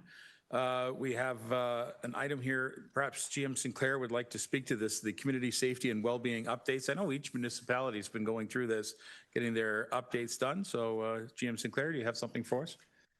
Thank you, Mr. Chair. This is just a general update on the progress with the community safety and wellbeing plans. As you recall, plans were required by all municipalities to be in place by 2021. We worked through our emergency management department to bring in some external resource to assist our partner municipalities with that. There was a refresh done earlier this year on those plans, 2025, and the legislation has since been updated, requiring the plans to continue to be reviewed on a 4-year basis. So it provides some background, and also the shift that we've recommended, although emergency management will continue to provide support and leadership, we're recommending that the key leadership component actually move into General Manager Fayez Baguette's area, given the alignment with many of the priorities and initiatives. And I think even the housing presentation today spoke to the community safety and wellbeing plan. So we're continuing to support this work and look forward to continued success in future. Thank you. Thank you very much, GM Sinclair, and thank you also to GM Fayez Baguette for your work on this. I believe Grant Dufresne is available if there's any questions. If anybody have any questions about this report, thank you for being here. Then at this time, I'll look for a mover and sector, perhaps Mr. Cabral. Thank you. And Mr. Michael Smith would be the seconder on this motion. And it is that CCW 2025-282 dated November 25th, 2025 regarding the community safety and well-being updates be received, and that the recommendations can, as generally outlined in item CCW 2025-282 be approved. Any questions? All those in favor? Thank you. That carries.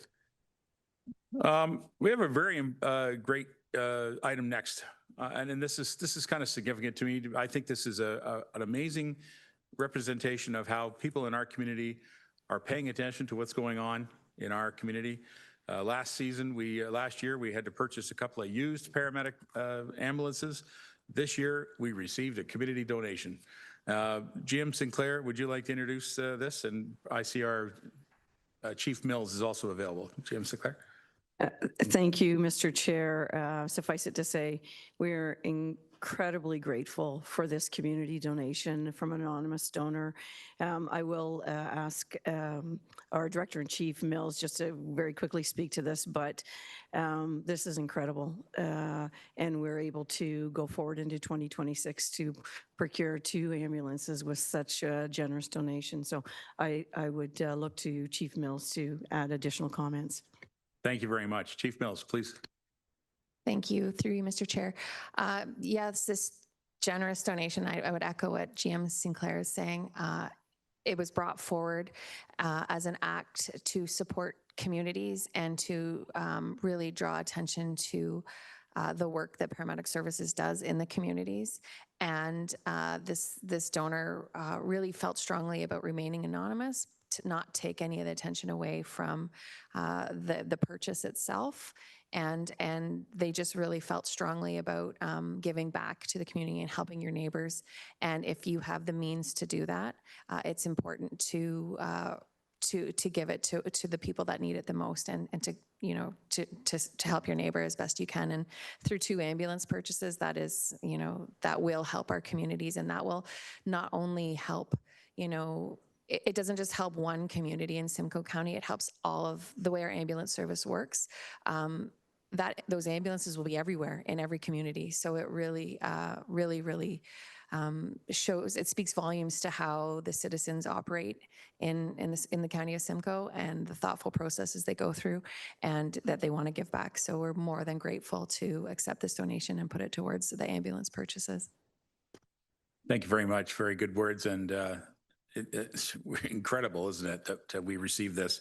It's a terrific moment, actually, for our great community. Anybody have any comments or questions? Yes. Oh, the warden, please. Thank you. Just on page 2, and I'll read the statement if that's okay, Mr. Chair, that the family wrote in when they wanted to remain anonymous. But the statement they sent us is, I believe that each person in the community should contribute to help their neighbors as best they can in whatever way they can. Some help us small, like a smile and showing respect, while others may be able to give financially for a cause. We believe that donating funds to the County of Simcoe for the specific reason of purchasing ambulance to serve the people who rely on the paramedic services is a reasonable and meaningful action. Incredible group of people. Thank you.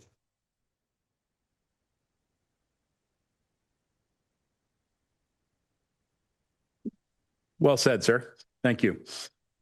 I know, but I'm glad you spoke them, and I'm glad you pulled that out of the report. Thank you very much for that.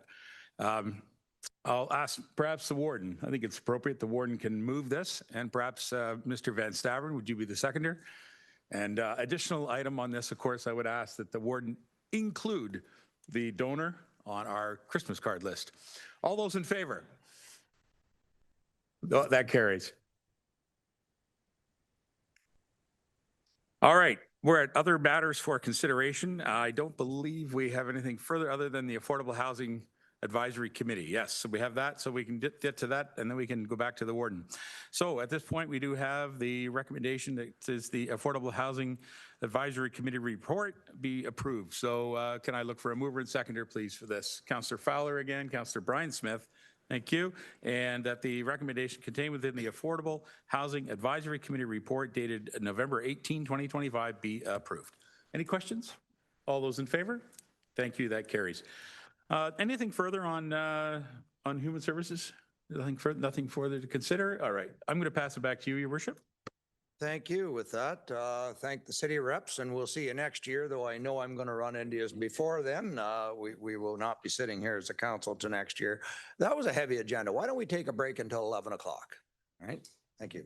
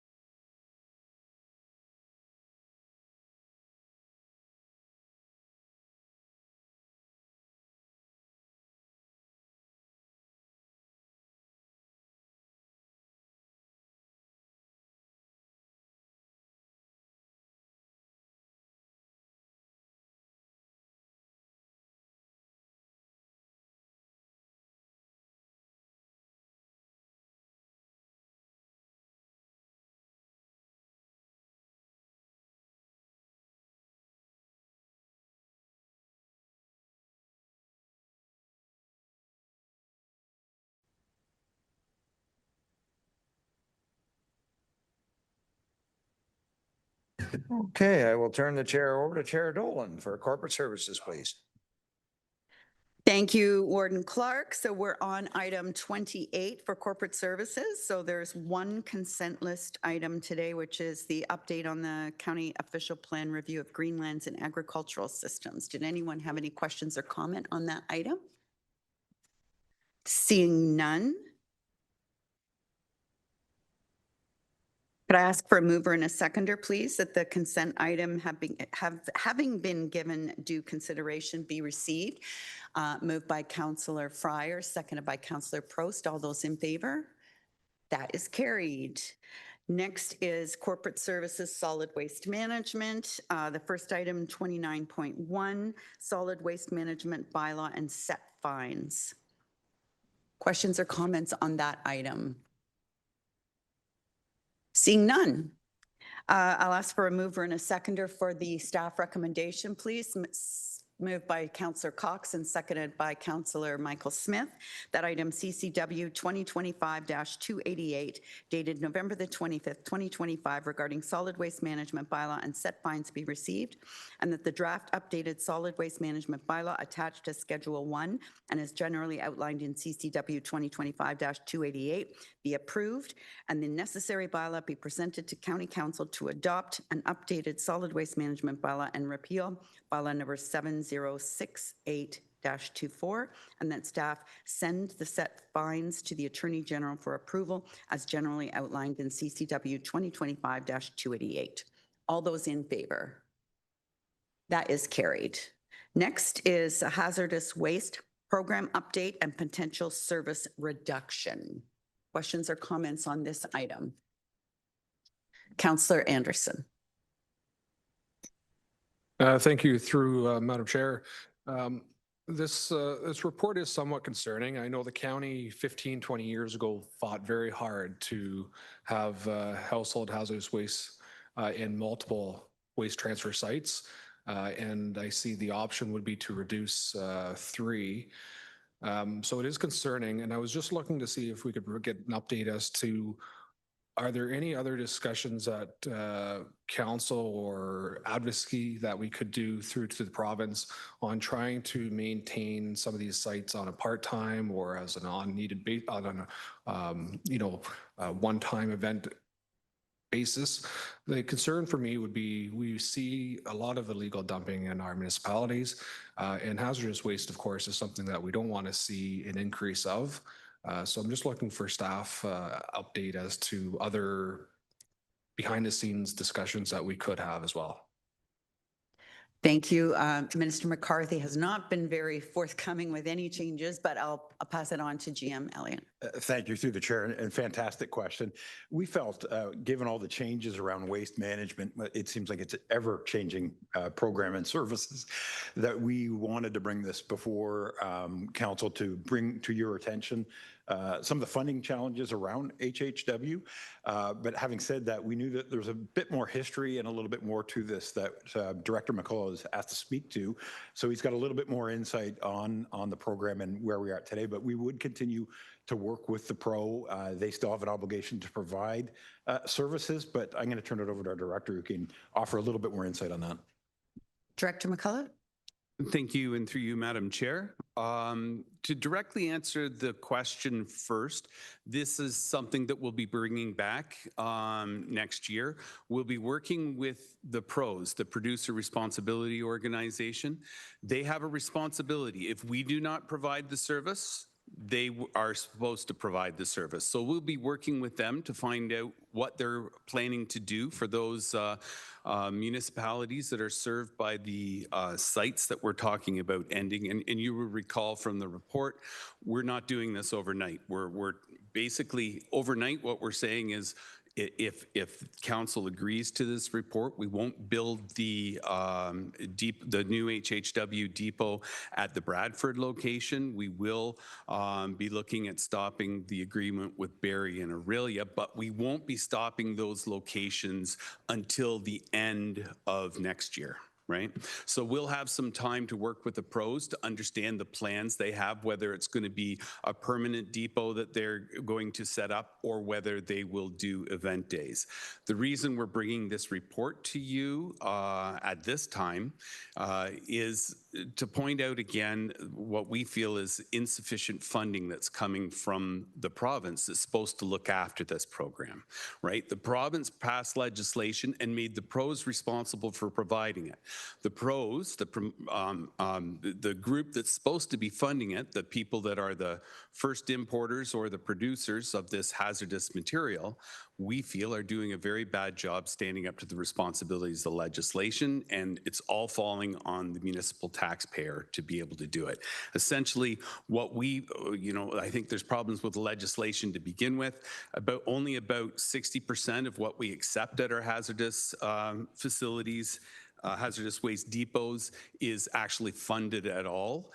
And the amount that is funded overall is about 20% of our operating costs. So there's a real deficiency. For instance, things like solvents. Everyone would agree that's not something you want poured down your drain or anything like that. We separate them, send them in, and the pro goes through our solvents and determines how many of them should be captured by the legislation. And essentially, we're only getting paid for 5% of the solvents we send to them through that program. Paint's the one that we're actually doing very well at. We have some major concerns, and that's where most of our funding comes from, is the paint program. We have some major concerns with that as well. They have basically turned, and we don't have much room to negotiate, they've turned our annual cost for doing that into a price per liter.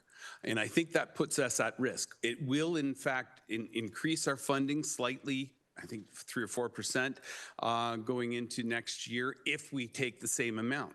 If they set up a program like Take Back to Retail has been set up many other places, our funding will go down greatly because we won't be accepting the same amount, yet our costs for staffing it and for providing the capital will remain. That's one thing that we're not getting compensated at all. We're getting some compensation for our staffing costs.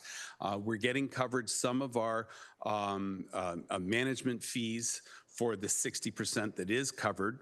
We're getting nothing for the other, and we're getting nothing towards the capital costs of providing these facilities. So we don't believe it's fair as staff, and we know the budget crunch that all municipalities, including ours, are under, and we wanted to look to possible solutions for future years that we can save and make the people that are responsible for providing those programs, that being the pro groups, we want to put the burden back on them. Thank you. Anyone else? Councillor Duke. So just referring to that, Mr. McCullough, option 2, you talked about not closing any of the hazard waste facilities down till the end of the year, but in the report it shows that you're going to want to close the Bradford one in March of 2026. So am I hearing that you're not looking to close it before the end of the year? Is my first question. Is that? Yes, through you, Madam Chair, I misspoke when I was talking about it was the permanent depots.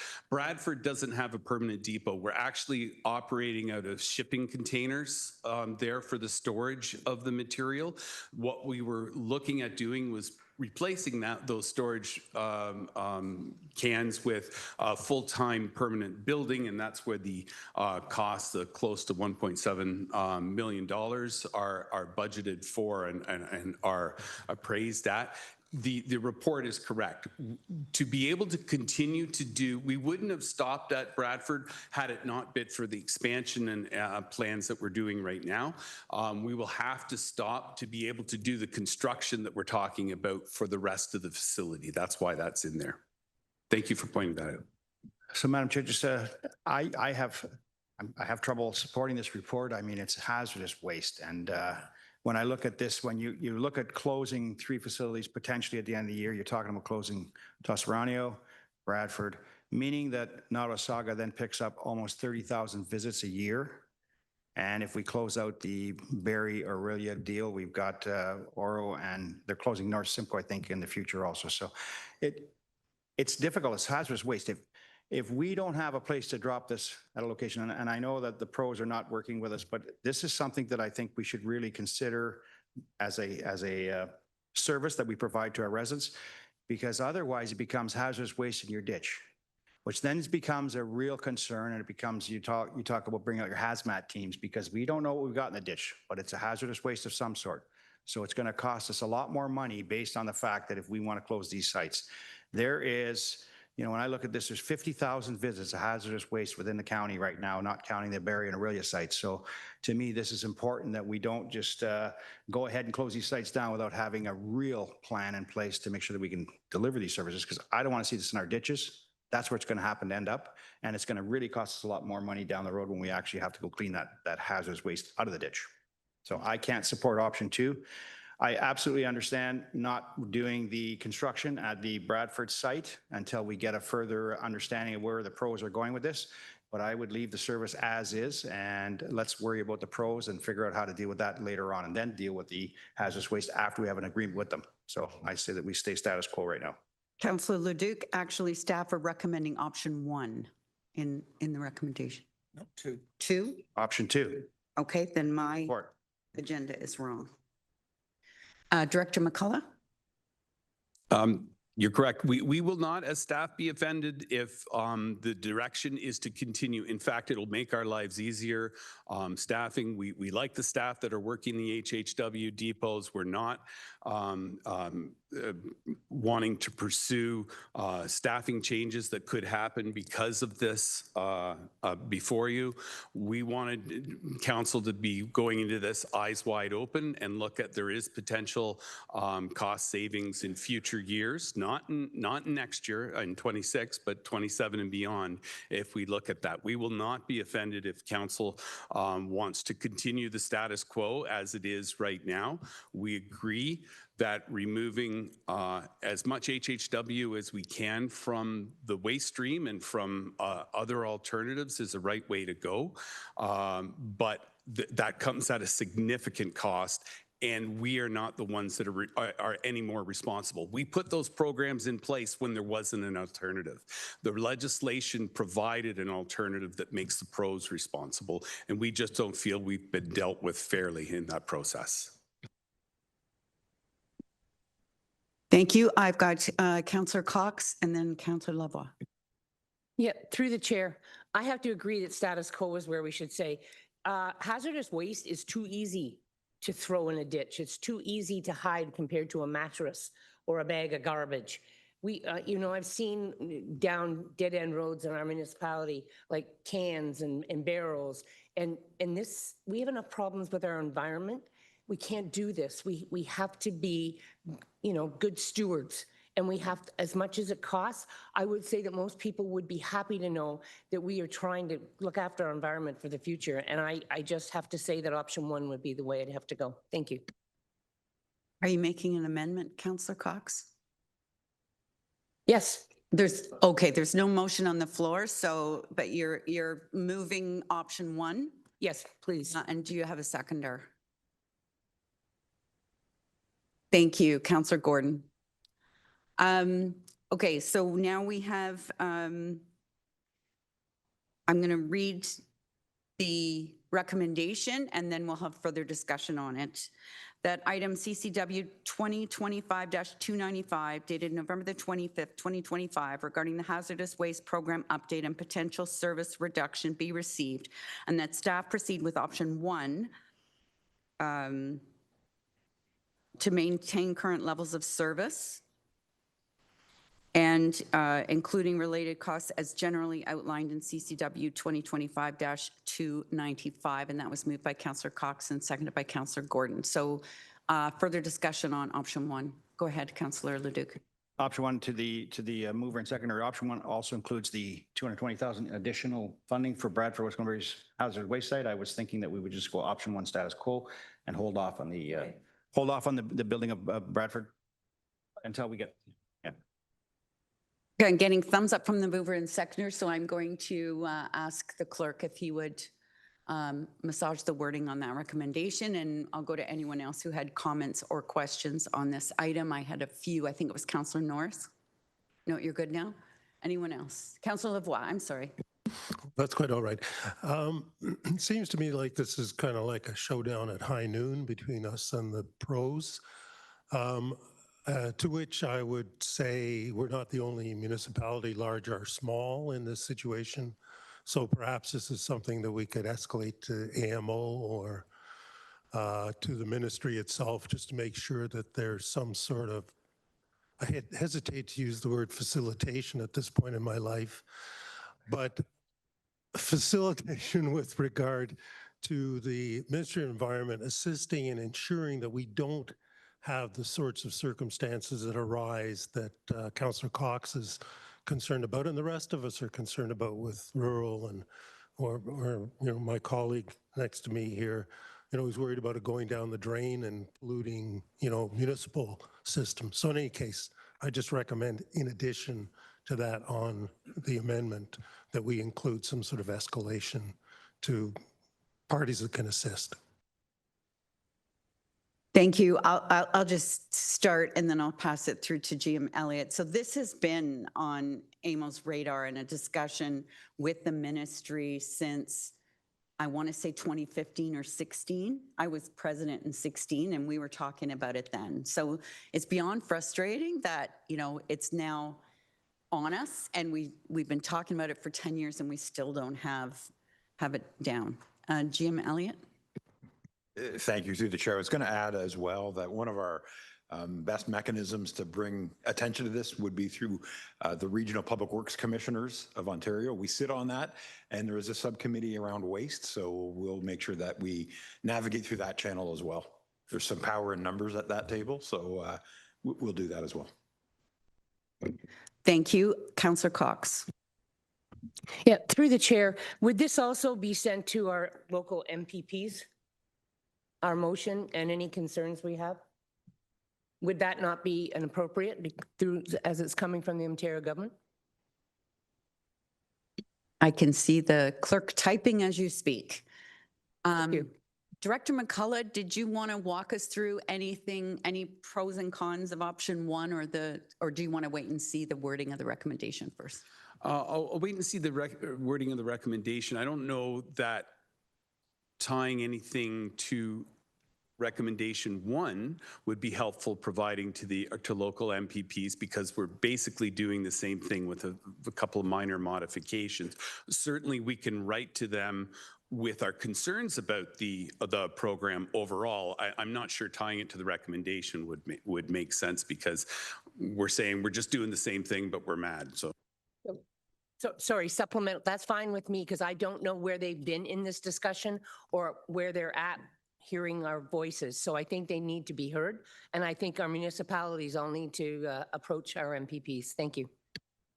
So perhaps a letter from the warden suggesting, as opposed to the recommendation, that, again, we have picked up where other people have failed.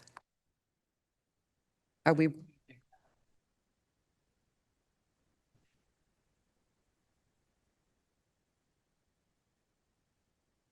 Thank you. Can we throw that up on the screen, Mr. Clerk?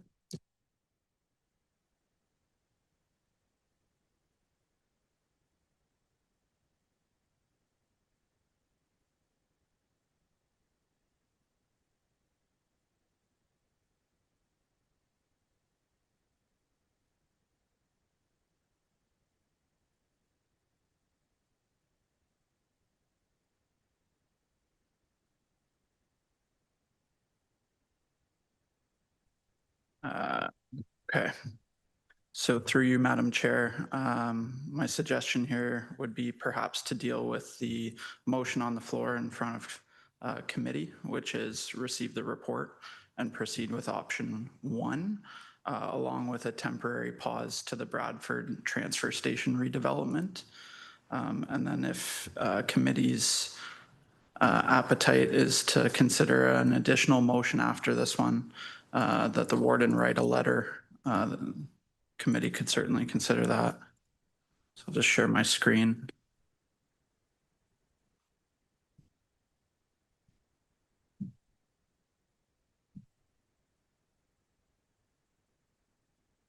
And that's, again, just to proceed with option 1, to maintain current levels of residential service, temporarily pause the Bradford transfer station redevelopment, and adopt the other recommendations associated with the option outlined in the report.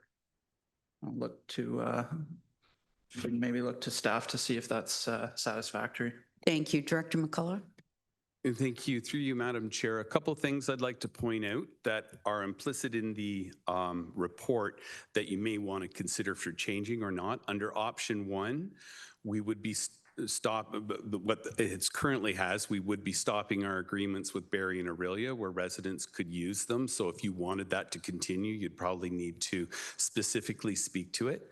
The second point being, I've got to admit to you, I'm not sure we'd be able to continue to operate the Bradford Transfer Station HHW program with the CCANs only.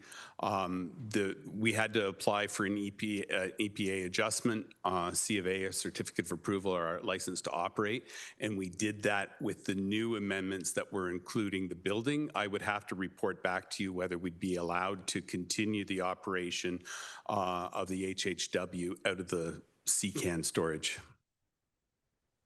And it will be in the way for the construction that we have to do, but that's something that we could potentially operationally move temporarily around the site, but I have to speak with my staff about that.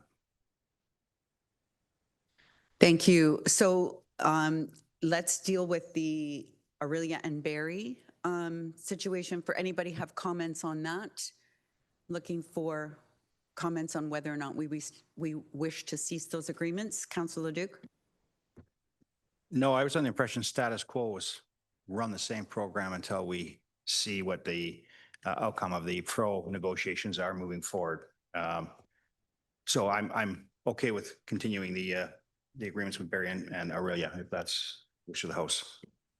Through you, Madam Chair, then I think that would have to be specifically itemized in the agenda, in the recommendation, that the agreements with Barrie and Aurelia for reception of HHW from county residents would continue. Thank you. Councillor Norris. Thank you. And just through the chair, status quo is status quo. Nothing's changing. If we're going to start bringing all these different amendments in, then we should basically defer this motion and let the director come back with actual language that the House can deal with. That's my point. Councillor Rawson. Option 1 does state that. The last sentence says the county would continue existing agreements with the city of Barrie and the city of Aurelia. Thank you, Councillor Rawson. So we have option 1 on the floor. Any other questions or comments? Councillor Brian Smith. Thank you, Madam Chair. I'm struggling. I understand the director's comments with respect to Bradford and not being able to possibly carry on with CCANs, but I really struggle for us to build a building if at the end of the day we're looking to get out of this anyway. So I would agree with my colleague that perhaps we should just defer this back, let staff have a further look at it. I think staff have been able to decipher what it is we're looking at here today, and perhaps can come back with something that not only gives council what it is that we're telling staff we need or would like today, but also some kind of plan with respect to how we're going to deal with the pros. Again, we can defer, we can accept options 1, 2, or 3, but if we don't have a plan to get the pros to come to the table, we're going to be spinning our wheels a long time here. I think, as you said, Madam Chair, 16, you were the president, we were talking about it then at AMO. So that tells me that the pros are not doing anything because no one's pushing hard enough. No one in the right position with the right power is pushing hard enough. And I think we need to have that as part of our plan. Thank you. Thank you. Do you have a seconder for your deferral? Councillor Miskimings?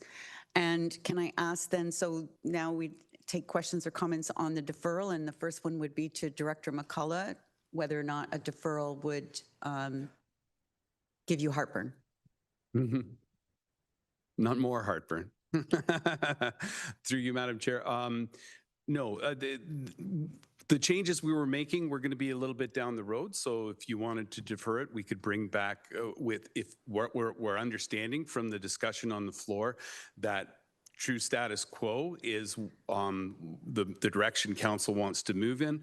We can bring back a report that's to that and speaks more specifically about what we could or couldn't do at the West Gwillimbury site.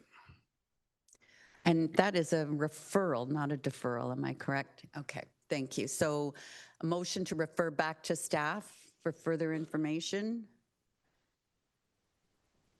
Deputy Ward. No, we're voting. Okay, all in favor. That is carried. Thank you.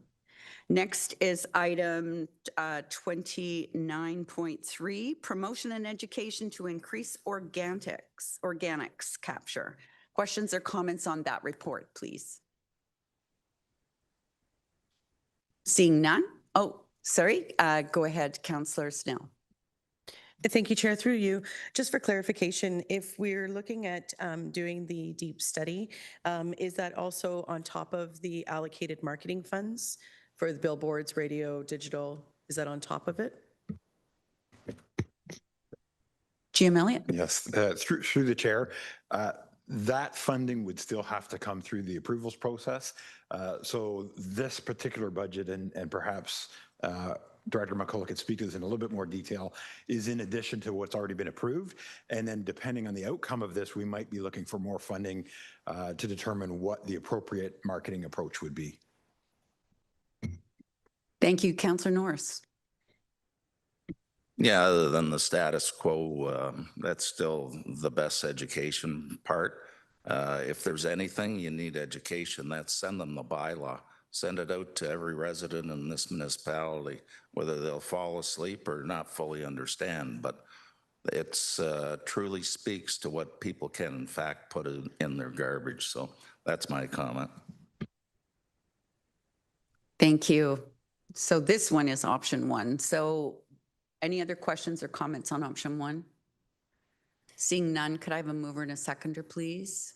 Councillor Snell and Councillor Norris.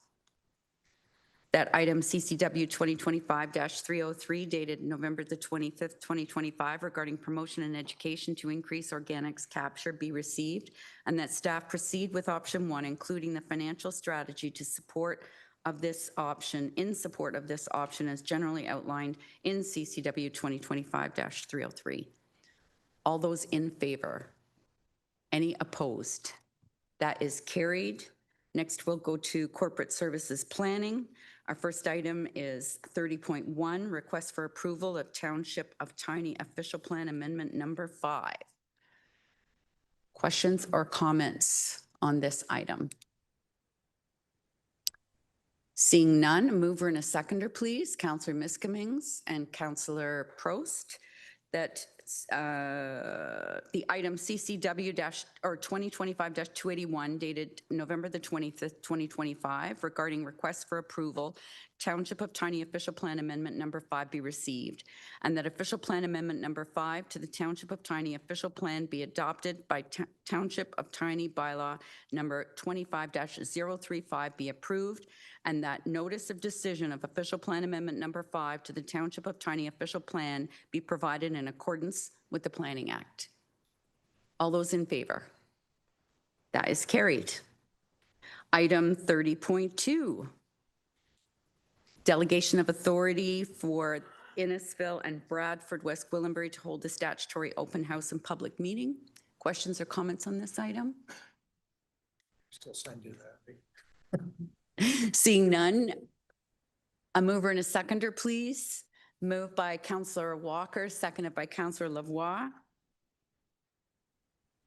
That item CCW 2025-307 dated November the 25th, 2025 regarding the town of Innisfil and the town of Bradford West Gwillimbury's respective growth management studies be received, and that County Council supports coordinated planning processes where settlement area boundary expansions require a County of Simcoe official plan amendment and a local official plan amendment, and that the authority to hold the statutory open house and public meeting for County of Simcoe official plan amendment associated with the Town of Bradford West Gwillimbury Growth Management Study and official plan update be delegated to the Town of Bradford West Gwillimbury, and that the authority to hold the statutory open house public meeting for the County of Simcoe official plan amendment associated with the Town of Innisfil Growth Management Study and official plan update be delegated to the Town of Innisfil, and that the warden and chair of corporate services or their designate attend the respective public meetings of the Town of Bradford West Gwillimbury and the Town of Innisfil. It's going to have to be a designate because I can't wear two hats at once.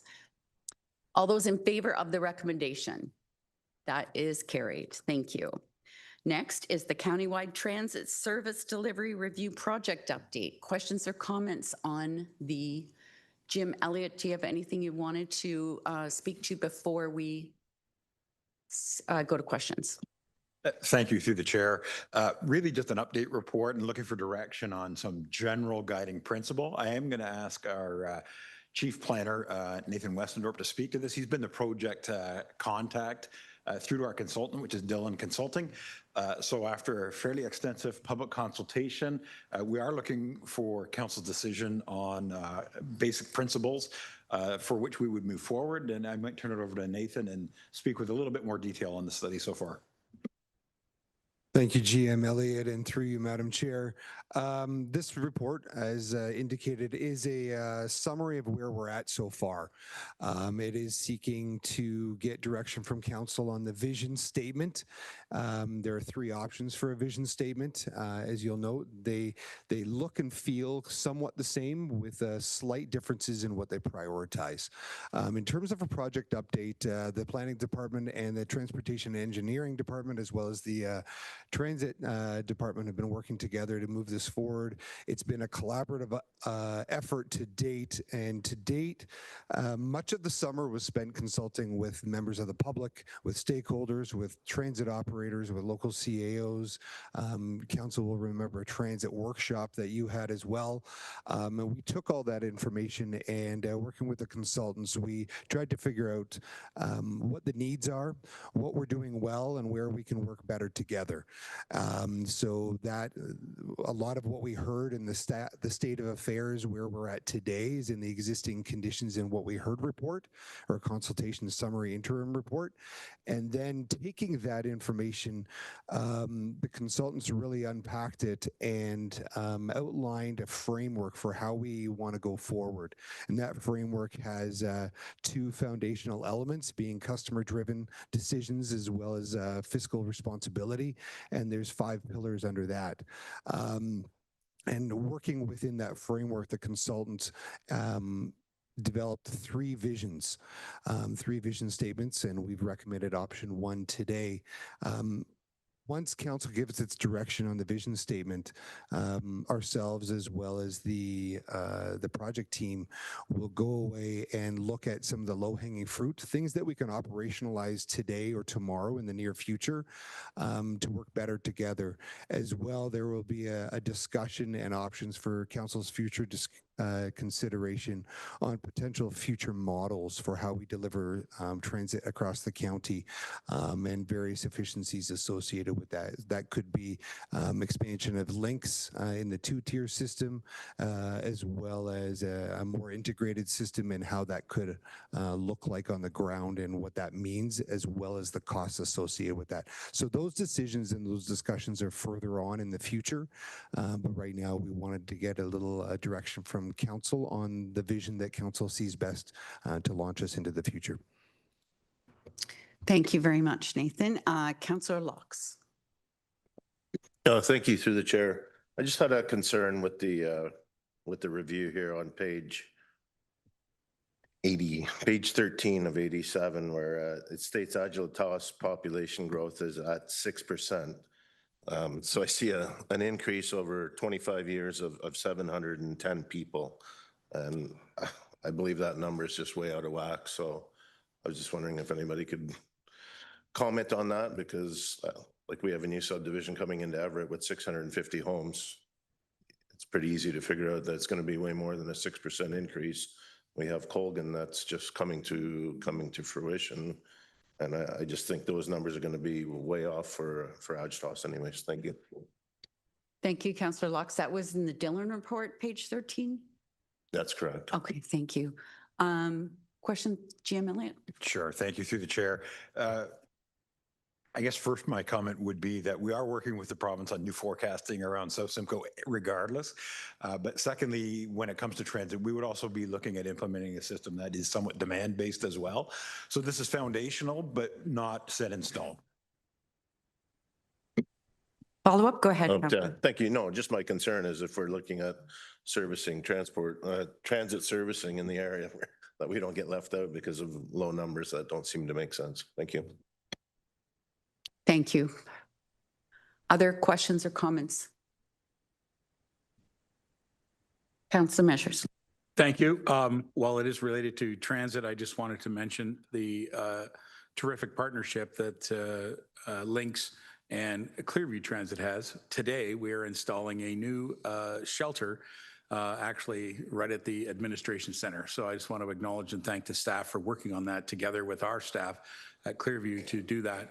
Both bus services meet at the same place, and many times people stand outside in the rain. And so having this facility and this agreement and this cooperation between our transit systems working together, the township has paid for the entire pad and all the infrastructure, and the county is contributing the little structure. So I think it's a great arrangement. Just want to advise people of that. Thank you. Thank you, Councillor Measures. Any final, Councillor Anderson? Thank you. And I just wanted to touch on, again, those numbers, and I believe it's from COPA 7, from that growth numbers. But we've seen drastic changes within the County of Simcoe for growth. So I'm just looking to staff, is there a possibility of trying to update real-time numbers based on household counts or something that would be able to drive a bit more of a, well, again, a real-time process here to see where the demand may be in the future? Because what I see within the existing numbers, and I could probably speak for many municipalities, local municipalities around here, that we've seen growth impacts drastically shift in the last couple of years, and those will be continued pressures. So I'm just wondering if staff could provide additional comment on how we would see that demand shift, so that when we provide these numbers to a consulting firm, they can work that into their work forecast for what transit services may be needed in the future. Thank you. I'm going to go to GM Elliott and maybe also, if I could, address the pressures that are going to be created through the new ERO posting. Absolutely. And I'll reiterate again, I guess, that we are working with the province to understand what their thoughts are around growth in South Simcoe. So I guess first and foremost, I could provide some assurance that we would work with the consultant to make sure that as information is presented to us, we will update those forecasts. We don't really know what the timing through that work in that South Simcoe ER posting would be, but transit is a program and service that takes time to evolve. So I think by the time we made decisions around new routes and things, we should have that information to help inform that. Thank you. Councillor Norcross. Thank you, Madam Chair. Through you, of course. Is there an opportunity for local municipalities? You have the framework in place, you have the base model in place, you have the managers, everything there. If there are service levels that are not adequate to the municipalities, can we purchase that service from the County of Simcoe, please? Jim Elliott. Sure. Through the chair. Thank you, Mayor Norcross. At this point, that would be a future decision of council as to what role we would play in the provision of local transit. As you would recall, the mandate of Lynx right now, and that would be, yet for discussion in future council meetings, is to connect our communities. So if it were that council changed that mandate to provide the service on behalf of locals, that's something that would be up for discussion in the future phases of this work. Thank you. Thank you, Councillor Norcross. Did I see any more? Yes, Councillor Walker. Thank you, Madam Chair. Just on the locations and the stops and the businesses industry, just wanted to note, I don't want it to be forgotten about Cherry Blossom Village, a recent development on Triple Bay Road near Port McNichol that employs around 200 people. And also Martyr Shrine in St. Marie that are located in Tay are not mentioned in the stats as far as I could see. Thank you, Madam Chair. Thank you for that, Councillor Walker. Anyone else? Seeing none, could I ask for a mover and a seconder, please? Councillor Fryer and Councillor Norris, that item CCW 2025-310 dated November the 25th, 2025 regarding countywide transit service delivery review project update be received, and that the recommended vision statement outlined as option 1 within CCW 2025-310 be endorsed. All those in favor? Any opposed? That is carried unanimously. And we'll go to item 31, which is engineering. The first item is the Beaton Transportation Maintenance Garage Cold Storage Coverall Project Update. Questions or comments on that item? Seeing none, could I ask for a mover and a seconder, please? Councillor Norcross and Councillor Laux. Oh, question. Sorry, Councillor Laux, question. Thank you, through the chair. I was just wondering why, like, the cost is over by 28,000 and why are we seeking approval for 63,000? I was just wondering why we're more than doubling what is needed. GM Elliott. Thank you, through the chair. I guess first off, one of the things I'd highlight to council is that this is a really cost-effective solution to providing winter storage. It keeps our equipment from being exposed. We ran into a few delays with some of the approvals, and as we get into some uncertainties around winter construction, and every month that passes, as you could appreciate, things are getting more expensive. So this gives us a little bit of contingency through some of those unknowns that might pop up. We didn't want to run into a position where we're mid-construction and had to come back to council. So we just thought that was prudent to give us enough of a buffer. Thank you. Councillor Leduc.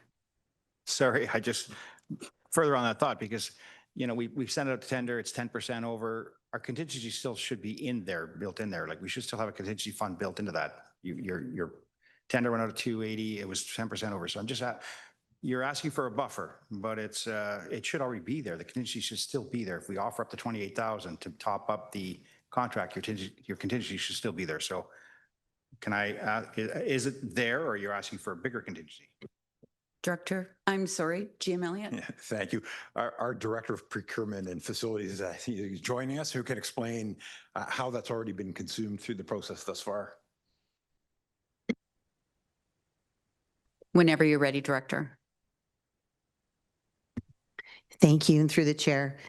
In this particular project, the hard costs and the soft costs, of course, are normally in the budget, and there's a contingency always. In this case, the hard cost through the bidding process came in high, and the soft costs actually exceeded expectations, mainly due to the site requiring some engineering input, and well exceeded those costs. And the excuse me, the permitting was actually quite a lot more. And this does change township to township or town to town. And I think that the initial analysis of the budget requirements based on where this coverall was going could have been a little more extensive in terms of the permitting. And that would have also helped us have a more accurate budget. So we've learned a lesson here as staff to make sure that our budget includes a few more phone calls at the start of the process to make sure that we don't end up without enough contingency to cover some of these things. So hopefully that answers the question. Thank you. Thank you. Other questions or comments on this item? So I have it moved by Councillor Norcross. Is there a seconder for this? Councillor Anderson. That item CCW 2025-317 dated November the 25th, 2025 regarding, sorry, wrong one. That item CCW 2025-316 dated November the 25th regarding the Beaton Transportation Maintenance Garage Cold Storage Coverall Project update be received, and the staff proceed with the project utilizing the funding strategy as generally outlined in item CCW 2025-316. All those in favor? Any opposed? 2 opposed. That is carried. Next is item CCW 2025-317. This is County Road 22 Speed Limit Reduction Community Safety Zone, Line 4, Horseshoe Heights Public School area. Questions or comments on this item? Seeing none, could I ask for a mover and a, oh, sorry, Councillor Greenlaw, you're behind a screen. I always miss you. It's a good place to hide. Thank you, Chair Dolan. I just want to take an opportunity to thank everyone's input at the last council meeting. I also want to thank Christian Millet and Chris Doherty for taking time to come out and meet with the residents in the area to build a solution that entails the needs and hopefully, you know, sooner than later, we'll get the roundabouts that will mitigate the speed. But this is a great opportunity to thank. I just want to thank and a great opportunity us to address the issue in the short term. So thank you. Thank you. Councillor Cox? Yep, through the chair, I agree with what Councillor Greenlaw said, but I also would like that in the future when the roundabout will be coming into place, that we continue to update and work with the school board and the resident group on this so that everybody's aware of what's going on. So it's I know you probably will, but that we just need to be transparent and then everybody understands what's going on and then everybody will be updated and there won't be any surprises. Thank you. Thank you. Anyone else? So I'll have that moved by Councillor Greenlaw and seconded by Councillor Lavoie, that item CCW 2025-317 dated November the 25th, 2025 regarding a speed limit reduction and implementation of a community safety zone on County Road 22 be received, and that the speed limit reduction and creation of a community safety zone outlined as option for consideration within CCW 2025-275 be approved, and that consolidated traffic bylaw 7098-24 be amended and the necessary bylaw be presented to County Council for consideration. All those in favor? Any opposed? That is carried. Are there any corporate services other matters for consideration? I have two. I have the Economic Development Subcommittee report dated November the 10th. Questions or comments on that, on the ECDEV report? Seeing none, a mover and a seconder, please. Moved by Councillor Biskiming, seconded by Councillor Cabral, that the recommendations contained within Economic Development Subcommittee report dated November the 10th, 2025 be approved. All those in favor? Any opposed? That is carried. And finally, the Planning Advisory Committee report dated November the 12th, 2025. Questions or comments on that? Seeing none, a mover and a seconder, please. Councillor McClellan and Councillor McDonald, that the recommendations contained within the Planning Advisory Committee report dated November the 12th, 2025 be approved. All those in favor? That is carried, and that's it for me today. Thank you, Warden. Thank you, Chair Dolan. Chair Evans, please. Thank you, Warden. Moving on to performance management, finance, we have one item today. General Manager Wilcox has got a streamlined organization here, so we'll keep you for another hour, so it's great. The item is CCW 2025-315. It's Municipal Act Regulation. Item 84-/09. Is there any comments, questions on this item? Straightforward regulations that we have to follow. Can I have a mover and a seconder, please? Councillor Norris, Councillor Rawson, thank you very much. Recommendation is that item CCW 2025-315 dated November 25th, 2025 regarding the Municipal Act Regulation 284/09 be approved. All those in favor? Any opposed? Motion is carried. Thank you very much. Are there any other items for performance management? Seeing none, I will pass the chair back to the warden. Thank you, sir. Thank you. There is an in-camera item. Does anybody feel the need to go in camera? Councillor Bell, I see your hand up. Yeah, I have to declare a conflict of interest and a pecuniary interest on this one. Okay, so you definitely don't want to go in camera on that one then? Correct. That declaration. Does anybody else feel the need to go in camera? I'm not seeing any, so then I will read the motion then.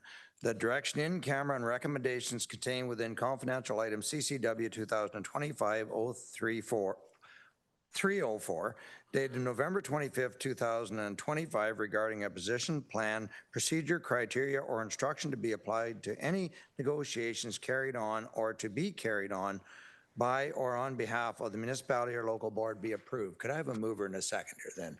Moved by Councillor Fowler, second by Councillor Michael Smith. All in favor? That is carried. Thank you. So now I would look for a motion that the Committee of the Whole rise and report and resume sitting as council at 11:50. Moved by Councillor Cabral, second by Councillor McDonald. All in favor? That is carried. Thank you. Now I'll look for the confirmation of the committee reports. Chair Evans, first on dock. You're so efficient, sir. I wanted to go to you first. Shocked the heck out of me there. Here you go. Get me all confused. That's not hard to do. Committee of the Whole report for performance management for November 25th, 2025. Moved by myself, seconded by Councilor Norcross. Pass it back to you, Warden. Obviously, the only one item. Any concerns on the item? All in favor? That is carried. Thank you. Chair Measures, Human Services, please. Thank you, Your Worship. The resolution is for the Committee of the Whole report for November 25th, 2025. Resolution is that it be moved by myself and seconded by Councillor Brian Smith that the Human Services recommendations contained within the Committee of the Whole report dated November 25th, 2025 be approved. Your Worship. Any items to be pulled from Human Services for a separate vote? I'm not seeing any. All in favor? That is carried. Thank you. Chair Dolan. Thank you, Warden. Moved by myself and seconded by Councillor Miskimings that the corporate services recommendations contained within the Committee of the Whole report dated November the 25th, 2025 be approved, including the confidential item. I guess we have the declaration on the confidential item. So maybe we'll do it as a separate motion if I might, Madam Chair. So just for you, Councillor Bell, this is without the confidential item, excluding the confidential item. Any items to be pulled? Not seeing any. All in favor? Thank you. That's carried. And now. Moved by myself and seconded by Councillor Miskimins that the confidential item on the Committee of the Whole report, November the 25th, 2025 be approved. On the confidential item, all in favor? That is carried. Thank you very much. Considerations of bylaws, Councillor Norcross. Thank you, Your Worship. Moved by myself, seconded by Councillor Burkett, that bylaw number 7152-25, 7155-25, 7156-25, 7157-25, 7158-25 be enacted as bylaws of the County of Simcoe. Thank you. Thank you. Any questions arising on the bylaws? All in favor? That is carried. Thank you. Announcements. Well, we have our 10-year homelessness strategy we just approved today. So our community blueprint for affordable housing and homelessness prevention plan 2025 to 2035. Very important strategy. If you'd please join me immediately following the council meeting down the atrium for a photo op and a few quick words. Vaccination clinic is also open today. And of course, that's put on the flu vaccines, and the current COVID vaccine will be provided by the Simcoe County paramedics and the community paramedicine program and nurses from the county's long-term care. And the clinic will be held 8:30 to 3 p.m. today in the Ora Madani boardroom. And again, this is our last scheduled meeting till after Christmas. I hope everybody has a great holiday. I will remind you that our next meeting in January 13th and the February meetings are hybrids. So based on the weather and your own choice, whether you come in person or do it from home, and enjoy the holiday, everybody. Any other announcements? Councillor Dolan. Thank you. I just wanted to say that Councillor Cox and I were first in line this morning for our vaccinations, and it didn't hurt a bit. Are they giving out lollipops or anything like that? No. Any other announcements? I am not seeing any. So then I will look for Councillor Norcross for the confirmation bylaw. Thank you, Your Worship. Moved by myself, seconded by Chair Evans, that bylaw number 7159-25 be enacted as a bylaw of the County of Simcoe. Thank you. All in favor? That is carried. And finally, that the November 25th, 2025 meeting of County Council be adjourned at 11:54 a.m. Next scheduled meeting Tuesday, January 13th. Moved by Councillor Anderson, second by Councillor Measures. All in favor? That is carried. Thank you, everyone. All rise, please.